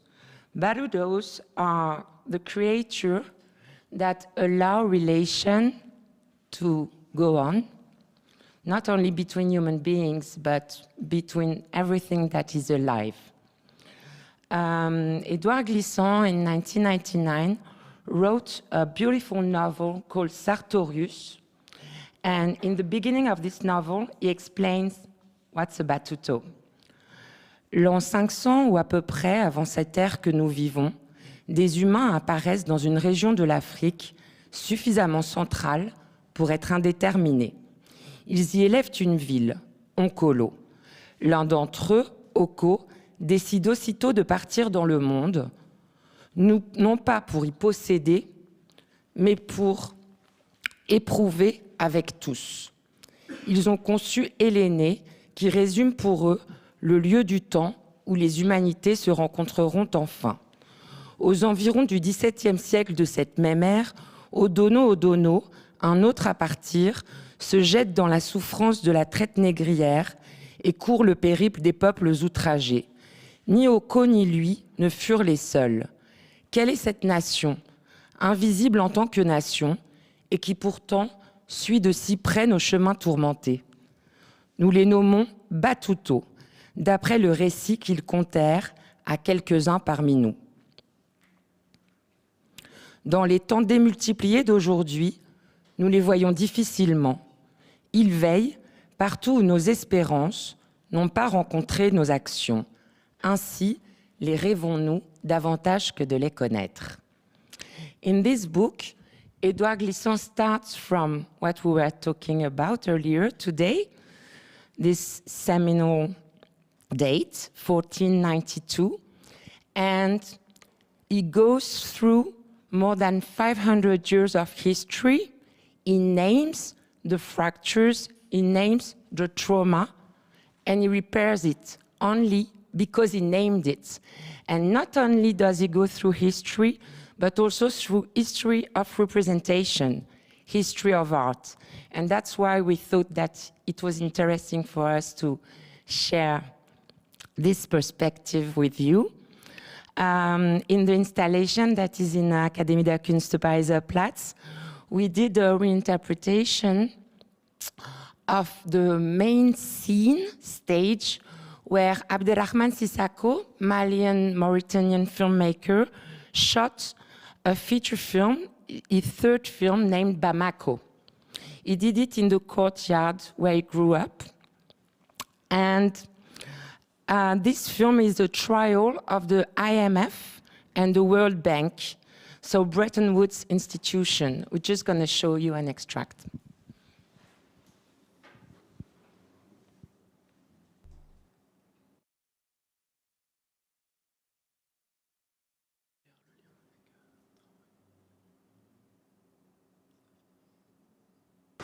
D'abord, je me lève en faux contre l'idée selon laquelle la principale caractéristique de l'Afrique est sa pauvreté.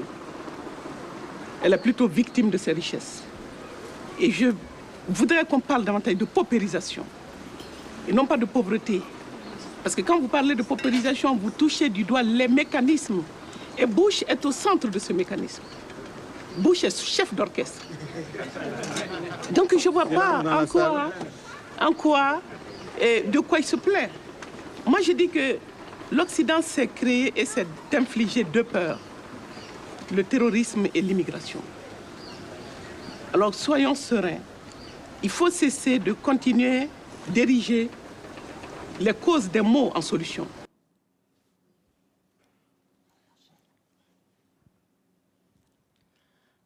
This was Aminata Draman Traoré, who was Ministry of Culture in Mali. She's also an altermondialist. And I think it's important to say that last time she came to Germany, she was planning to come to France. Was supposed to be in the Schengen zone here, but she was banned to come to France. Now we're going to watch a little excerpts that will put that scene in perspective.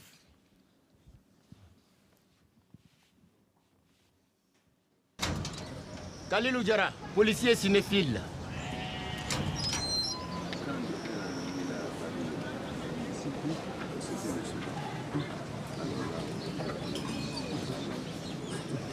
Bonjour. Bonjour, ça va? Bonjour, ça va? Kalilou Diarra. Aka filmu min yɛrɛ in kun minɛ kosɛbɛ o kɛra Bamako de ye. N kɔni ye filmu ba ye parce que teni farafinna kunkanko ani adamadenya kunkanko. Non, c'est génial. Aka filmu, c'est un génie.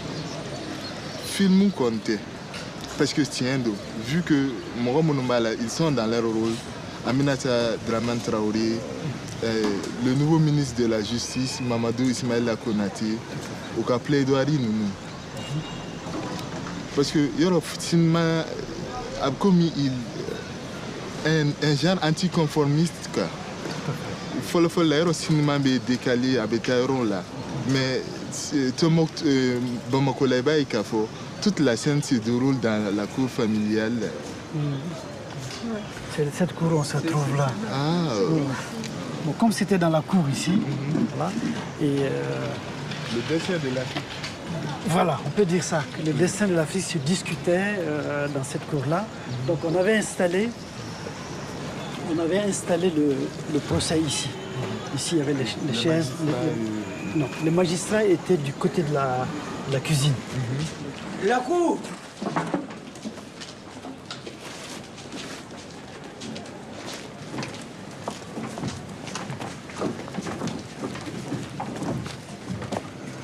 Même si on n'est pas d'accord avec les institutions, on ne peut pas porter plainte contre les institutions, contre les banques mondiales. Aucun pays ne peut faire un procès en réalité, ni contre le FMI. Mais le cinéma peut se permettre ça. Voilà. L'art peut jouer ce rôle-là. De tout temps, j'aime l'art, je m'intéresse presque à tous les domaines. Mais l'art, c'est passionnant pour moi. Parce que ça permet de voir les réalités sous un autre angle. c'est comme une sorte de partager un peu la magie avec le diable, de voir ce que le diable peut partager avec vous à travers l'art. C'est d'avoir une certaine et un autre regard sur les choses. Avec l'œil de l'artiste, c'est assez magique. Quand je vois un puits, de façon naturelle, j'ai dit que nous avons besoin de l'eau. Mais avec l'œil d'un artiste, on peut le voir autrement. Tout à fait. C'est pourquoi, même étant policier, j'aime l'art. Avez-vous lu Lao Tzu, Confucius? Je ne l'ai pas lu entièrement. Là, je marque un point, parce qu'il dit ceci, oui. Qui est excessif est insignifiant. Nous gagnerions, en toute chose, à éviter d'être excessifs. À vous entendre, nous, les États africains, nous étions des États, des pays tranquilles, sans problème, prospères. Et puis sont venus la Banque mondiale et FMI, et puis nous sommes devenus pauvres. Et nous sommes devenus de plus en plus pauvres. C'est ça? Comme vous l'avez dit lors de votre conférence, le cinéma c'est comme une langue. On la parle avec notre intonation. Et au Mimi? Conférence de Kane. C'est vrai. C'est vrai, je dis ça. C'est tout comme la pudeur, tout comme les mots qu'on a, on les parle avec l'éducation qu'on a réussi. Comme on ne peut pas parler de la définition de l'art du cinéma, mais c'est comme l'intonation qu'on a. Vous avez dit que vous parlez toujours avec votre accent. C'est ce que je pense. Comme vous le dites, c'est un langage, hein? C'est une langue. Donc on la parle avec notre propre intonation. Et voilà, c'est comme ça qu'on crée sa voix, hein? C'est comme ça qu'on crée son style. The style comes from the land too, doesn't it? It comes from the country and the culture, you know?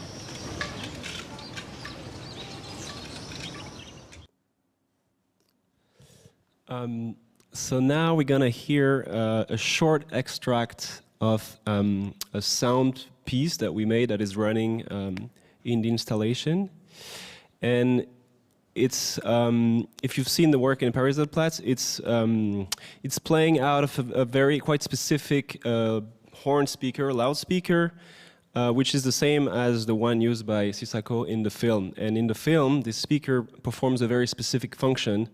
It's standing outside of the trial by the gate of the courtyard of the house, and this speaker is broadcasting what is said inside to outside, to the outside world, and that and the gate and other entrances around the courtyard play a really specific role in the film, because there is this kind of distance that Sissako sort of develops while he's filming the trial. So he's filming the institution, but he's always the real comes in the institution. So there is this kind of back and forth between this more like sort of abstracted, idea of, playing with the enemy's rule and doing this trial, and the outside world, the real. The real is constantly sort of flowing back in through the well, through the speaker, through the people around who come and go. And we were interested in, we were wondering about projecting or incorporating our own material as the School of Mutants into this trial, and kind of asked the question, what if we turn this trial of the economic dispossession to the trial of epistemic dispossession, and bring on our own material to think about how to do with the institutions that we have, to perform, to realize this restitution of knowledges that we were talking about before. So the sound piece performs that function in the installation. It's just a lot of extracts, and it was recorded by our colleague Mo Lu, who's in Taiwan. So she recorded a little video afterwards, the extract, after the extract, to explain a little bit more. So we'll see her. So we're going to listen to that, and there will be some pictures of the installation. Je voulais juste dire un petit mot sur, juste 1 minute, sur le dispositif de Abderrahmane Sissoko, justement, dans la cour. C'est ce qui est intéressant, alors qu'on est en train de discuter des questions importantes sur... Abderrahmane utilise beaucoup le hors-champ. Ce qui se passe autour, à l'extérieur de ce qui se passe dans la rue, et ce qui se passe aussi autour des procès. Et ça, c'est vraiment très intéressant dans la façon de mobiliser tout le monde, mais de manière très différente. Chacun doit se situer à un instant précis. Et l'autre truc qui est assez intéressant, parce que c'est l'utilisation des notions de la justice. Et Abderrahmane propose, comment ça s'appelle? En fait, il propose la jurisprudence. En fait, on doit gérer chaque cas selon l'urgence et la nécessité de le faire. C'est pas pareil.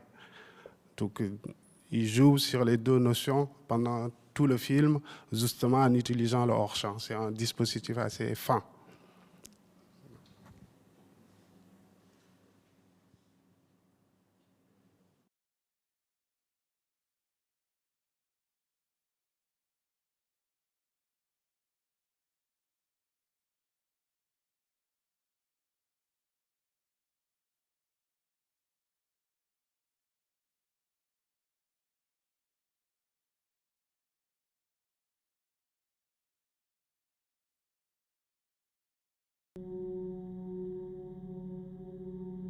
Much of this library is ridiculous. In many ways, this is a comic relief. The tragedy is that it seems to actually have some effects. What does the Colonial Library do? The Colonial Library does everything. The Colonial Library does nothing. The Colonial Library can have all sorts of impacts. The Colonial Library can have no impact. Missionaries, anthropologists, officials have always used it. We have always used it. We have also been the ones producing it. We were always in it. It was always co-engendered. So let us own it. See it as ours. We cannot be parochial. Our place is the world. The archive is no longer a trap from the North, but a place for renewed thinking of our place in the world. We must proceed as if the world is ours, as if we have the right to appropriate the library, as if, because we will not wait, as if, because we speak in spite of our history. We must move the center and break up the line. The epistemic line cascades from the color line. Epistemic freedom is the right to think, to speak, to write, to interpret the world.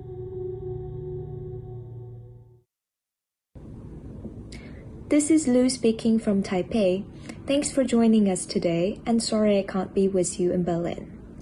What you heard is a part of the sound piece that accompanies our installation for the Berlin Biennale at the Akademie der Künste Paris-Platz. We are the School of Mutants. What kind of school are we? We start at the heart of the colonial empire, a city sprawling and changing throughout the decades. We emerge from the William Ponty Normal School, Senghor's University of Mutants, the unfinished and now raised University of African Futures, and many others. We look back to these ruins, yet they're not dead. They live on, and they mutate or perish. The African Civil Society versus the International Monetary Fund, From the film Bamako to the Berlin Biennale, still present, what could be the spirit of our times? What do we want to restitute and repair? The question leads us back to think about Bamako. The collapse starts with binding the body, labor, and the mind into a colonial and capitalist system until there are no other choices. What is the colonial library? What is the colonial school? What is the colonial mind? What kind of space is it? It is a non-space. To write about Africa or to write from Africa, what do we want to reclaim? What do we want to unlearn? Knowledge and education come center stage. We believe in epistemic freedom, thinking about and from Africa without Europe in its shadow. We're inspired by many, and I name but a few here: Mundimbe's Colonial Library, Stefano Hani and Fred Moten's Undercommons, Koleka Putuma's poem Graduation. Our ideas are mapped on a metamorphosing atlas. We don't attempt to give answers, but the will to think about mutating thoughts. What is knowledge? Can knowledge mutate? How does knowledge mutate? There are many questions to ask. And finally, why a sound piece? We believe in the power of oral traditions, sound waves from me to you. We believe in differences, life's fleeting moments, and the inevitability of not always understanding. There were trials and dead ends, recording sessions on a weekend in Dakar at 9 a.m. We had wondered about borrowing historical voices, but we ended up broadcasting this time, not unlike going to schools as a child. Our many ideas we have learned through our mutant library that we would like to pass on. The next two video extracts are from other films that we incorporated in textile materials in the installation. And well, Hamedine is going to discuss them, but we can see the extract and then talk about it.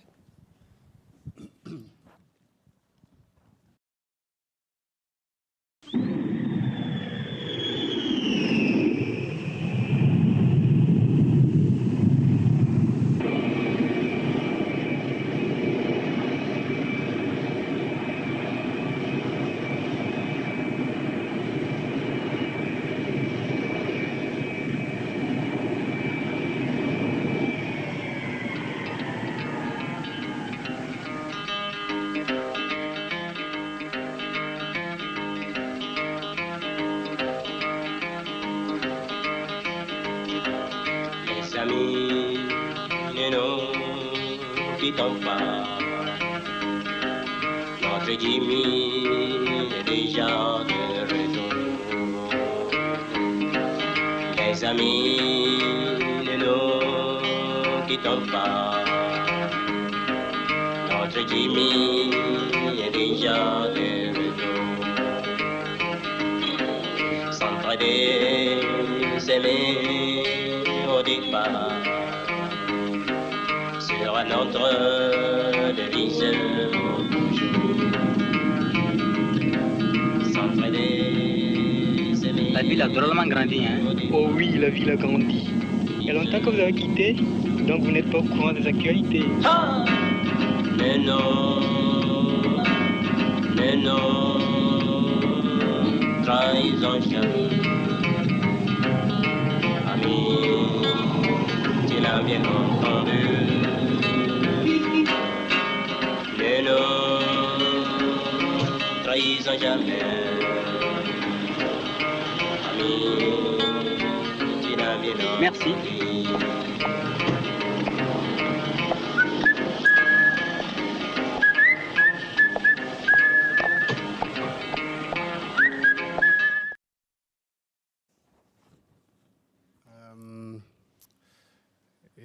En fait, on vient de voir un extrait du film d'ouverture de Mustapha Alassane, qui est un réalisateur nigérien, qui est l'un des précurseurs du film de genre, donc le western en Afrique, et aussi le film d'animation, qui fait partie de ce qu'on appelle l'école Jean Rouge.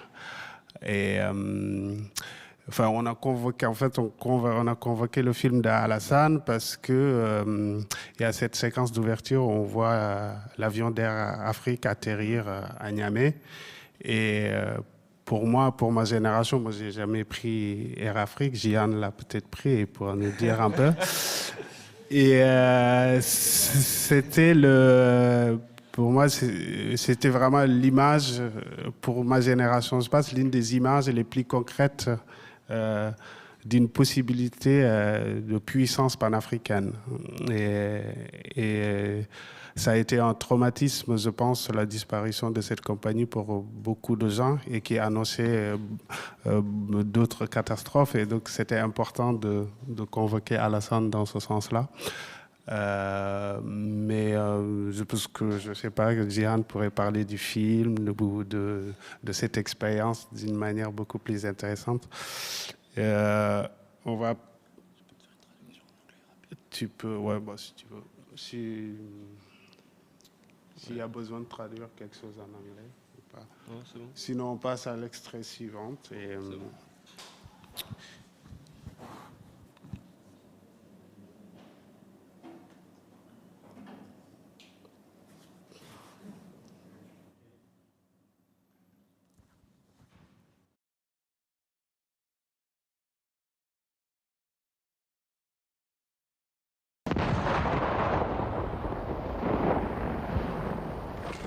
Najan.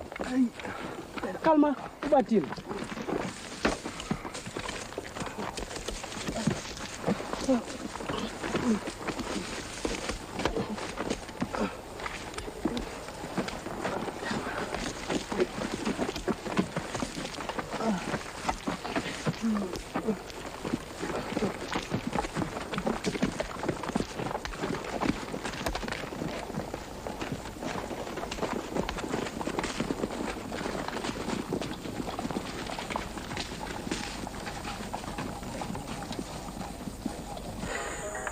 Apela a no valentes combatentes, o novo povo nas tabancas, na vila e na cidade, que para reforçar na tudo frente no combate contra donos desse crime bárbaro, para conquistar que nascedo mais depressa de nossa independência, seja para não forma de honra e memória da minha carreira. Morte de criminosos colonialistas portugueses, seca Torres e do Pé. Honra e glória à memória de minha carreira.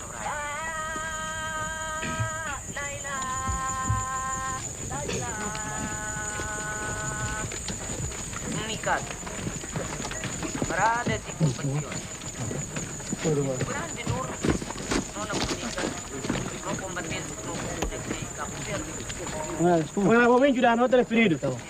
Vou levar para o hospital.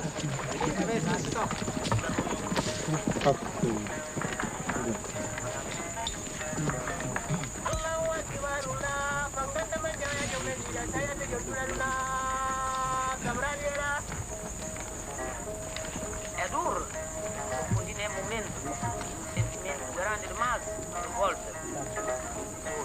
Camarada Míscar Cabral, assassinado por traidores no povo, para soldo de criminosos colonialistas portugueses, tudo isso é tentativa para acabar ou para não caminhada para a libertação total e completa de nossa terra de julho colonial.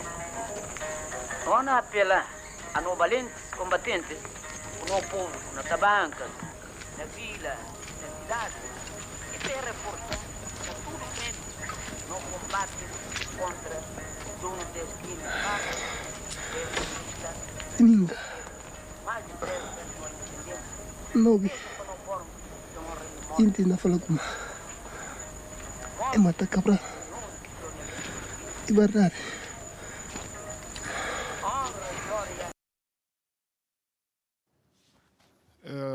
Là, on vient de voir un extrait du film de Flora Gomez qui s'appelle Mortunega. Et c'est aussi un des cinéastes qu'on a convoqué dans l'installation à Paris de Place. On a rencontré Flora cet été et c'était vraiment super de discuter avec lui et de faire un peu école avec lui. Mais avant de parler de ça, je vais juste lire un petit extrait de Thérèse Marie Desfontaines qui a écrit une petite note sur le film. Mortunega est un film singulier car il parle sur un ton différent d'une société dont nous ignorons à peu près tout. La guerre n'est pas réellement montrée, on la devine à travers les préoccupations des gens ou plutôt à leur façon de se préoccuper des autres, la solidarité, la disponibilité. Les femmes aussi sont joliment filmées. Leur générosité, leur goût de la vie ou encore cette scène au cours d'une séance de formation des adultes. Un animateur tente d'expliquer des abstractions comme unité, progrès. Le mot lutte parle davantage. Les hommes l'ont vécu dans la guerre, les femmes savent ce que c'est que de se battre pour nourrir les enfants.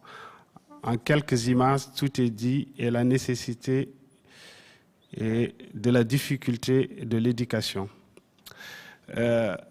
En fait, ce qui m'intéressait là, de convoquer Flora, du coup après, tout à fait par hasard, quand on l'a rencontrée, c'est, on dirait, un homme qui s'est reclus. C'est comme si Flora, il a son bureau dans cet hôtel assez étrange à Bissau, où il reçoit des gens toute la journée et que c'est comme s'il avait pris du recul, mais pas pour cesser de lutter, mais pour se protéger de toutes sortes de dangers en fait, parce que ce qu'il nous racontait, c'est qu'il a reçu de Amilcar Cabral lui-même, qui lui a dit en fait c'est aussi important de se battre avec les armes, mais de se battre aussi avec la caméra. Donc il faut aller se former à Cuba et revenir pour raconter. Et je pense qu'il a toujours envie de raconter, mais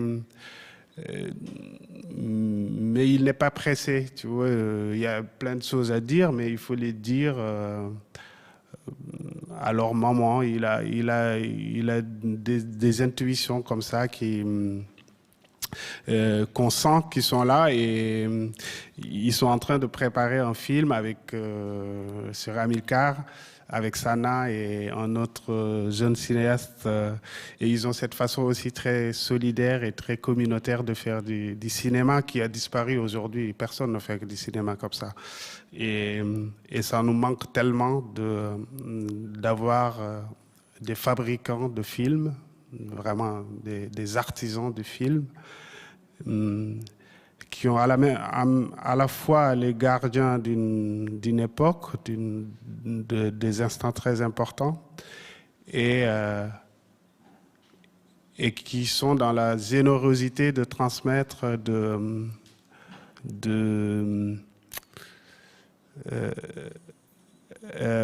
Flora et puis il y a une sorte de reconnaissance parce que quand il a voulu faire donc Mortunega, il est allé à Dakar, il a rencontré Sembène, il a rencontré Paul Ansman Vieira, il leur a demandé je vais faire mon premier film et qu'est-ce que vous pouvez me dire quoi. Et ça il l'a pas oublié. Et l'autre chose qui m'a marqué quand on a discuté là, c'était son envie toujours de faire des films, mais j'ai très envie, mais je vais pas les faire n'importe comment. Je préfère ne pas les faire que de me compromettre ou de ne pas avoir la bonne distance. Et donc voilà, et je ne sais pas si on a le temps parce que je voulais lire un petit extrait d'un discours de Cabral qui... On peut conclure là-dessus. Et on finit là-dessus. Ouais.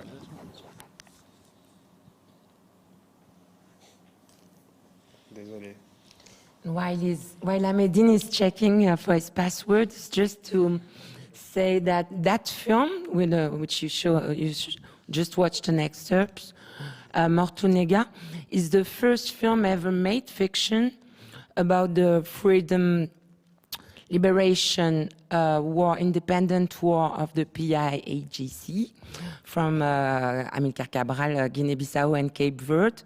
And it's interesting to see that now for 5-10 years, Portuguese are working a lot on this, but they only started, except Manuel de Oliveira, who is Non ou la Vanguard recommandée in 91, so 3 years after Flora. But otherwise, they just started. But this film exists, and it's important for people to know that that was made way before. Donc le titre du texte, c'est Une crise de connaissance, discours de la 3e conférence des peuples africains au Caire, tenue du 25 au 31 mars 1961. Donc c'est un extrait du discours. Donc, il dit: nos ennemis sont fermement déterminés à nous donner des coups mortels et à transformer nos victoires en échecs. Ils savent, pour atteindre ce but, utiliser l'instrument le plus propice, les traîtres africains. Voilà une vérité rendue plus évidente par notre lutte. Malgré les forces armées, les impérialistes ne peuvent pas se passer des traîtres. Chefs traditionnels et bandits pendant l'esclavage et les guerres de conquête coloniale, gendarmes, divers agents et soldats mercenaires durant l'âge d'or du colonialisme, soi-disant chefs d'État et ministres à l'époque du néocolonialisme, les ennemis des peuples africains sont puissants et risés et peuvent toujours disposer de laquais fidèles chez nous, car les Kisling ne sont pas qu'un privilège de l'Europe. Quelle est la nature de la crise? Il nous semble que loin d'être une crise de croissance, elle est principalement une crise de connaissance. Dans plusieurs cas, la pratique de la lutte, la libération et les perspectives de l'avenir sont non seulement dépourvues d'une base théorique, mais aussi plus ou moins coupées de la réalité concrète du milieu. Les expériences locales ainsi que celles d'autres milieux concernant la conquête de l'indépendance nationale, l'unité nationale et les bases pour la construction du progrès ont été ou sont oubliées. Cependant, les conditions historiques de nos jours sont très favorables à la marche victorieuse de la révolution africaine. Pour agir en accord avec ces conditions favorables que nous aussi nous avons créées, il nous semble que parmi les nécessités à satisfaire, les 3 suivantes sont très importantes. Connaissance concrète de la réalité de chaque pays et de l'Afrique, ainsi que des expériences concernant d'autres peuples. Élaboration sur des bases scientifiques des principes qui doivent orienter la marche de nos peuples vers le progrès, lutte de libération et reconstruction économique. Définition des mesures pratiques à adopter dans chaque cas particulier. Tout le monde peut facilement voir en quoi ces nécessités répondent à la nature et à l'origine des principaux problèmes que nous affrontons et qui nous affligent. And to close this intervention on a still political note, we started by showing you a little rock in Martinique, and we noticed that we use a lot the word decolonial, a lot. We know that it comes from a specific place, and yet there are still colonies. And the word anti-colonial, we don't use anymore so much. So I wanted to read you the list of nowadays French colonies. Martinique, Guadeloupe, Guyane, La Réunion, Mayotte, Saint-Pierre et Miquelon, Saint-Barthélemy, Saint-Martin, Wallis et Futuna, Polynésie française, Nouvelle-Calédonie, terres australes et antarctiques françaises. In all the oceans, there are still nowadays in 2022 colonies. Thank you.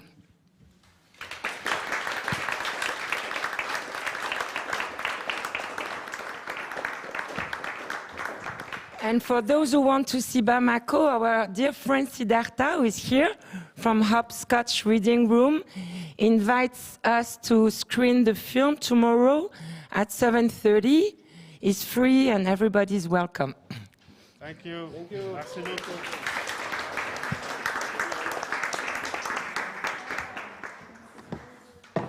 Merci beaucoup. Thank you. Can I have some sound? Marie-Hélène, please join me. And we just want to both thank you a lot for your attention and your presence. And also, as far as we are concerned, we have a colleague, member of the artistic team, Noam Segal, with whom we are hosting the next symposium next Thursday on digital governance. So at some point, it continues what we've been working on and it's something different. And as far as I'm concerned, personally, I want to tell you thank you for being here, all of you. And I give the mic to my dear colleague, Marie-Hélène. You can keep it. I'm just going to say thank you, everybody. Thank you for accompanying us for these 2 days, for these brilliant thoughts, for sharing all these ideas. It's been an honor to be with you and to learn from all this encounter. And thank you, Kader. Thank you very much, And thank you, June. Thank you, June. Very much. And thank you to the whole technical team. The translators, they already left. Yeah. Really, yeah. Thank you. Exactly. Thank you very much. Bye. Thanks.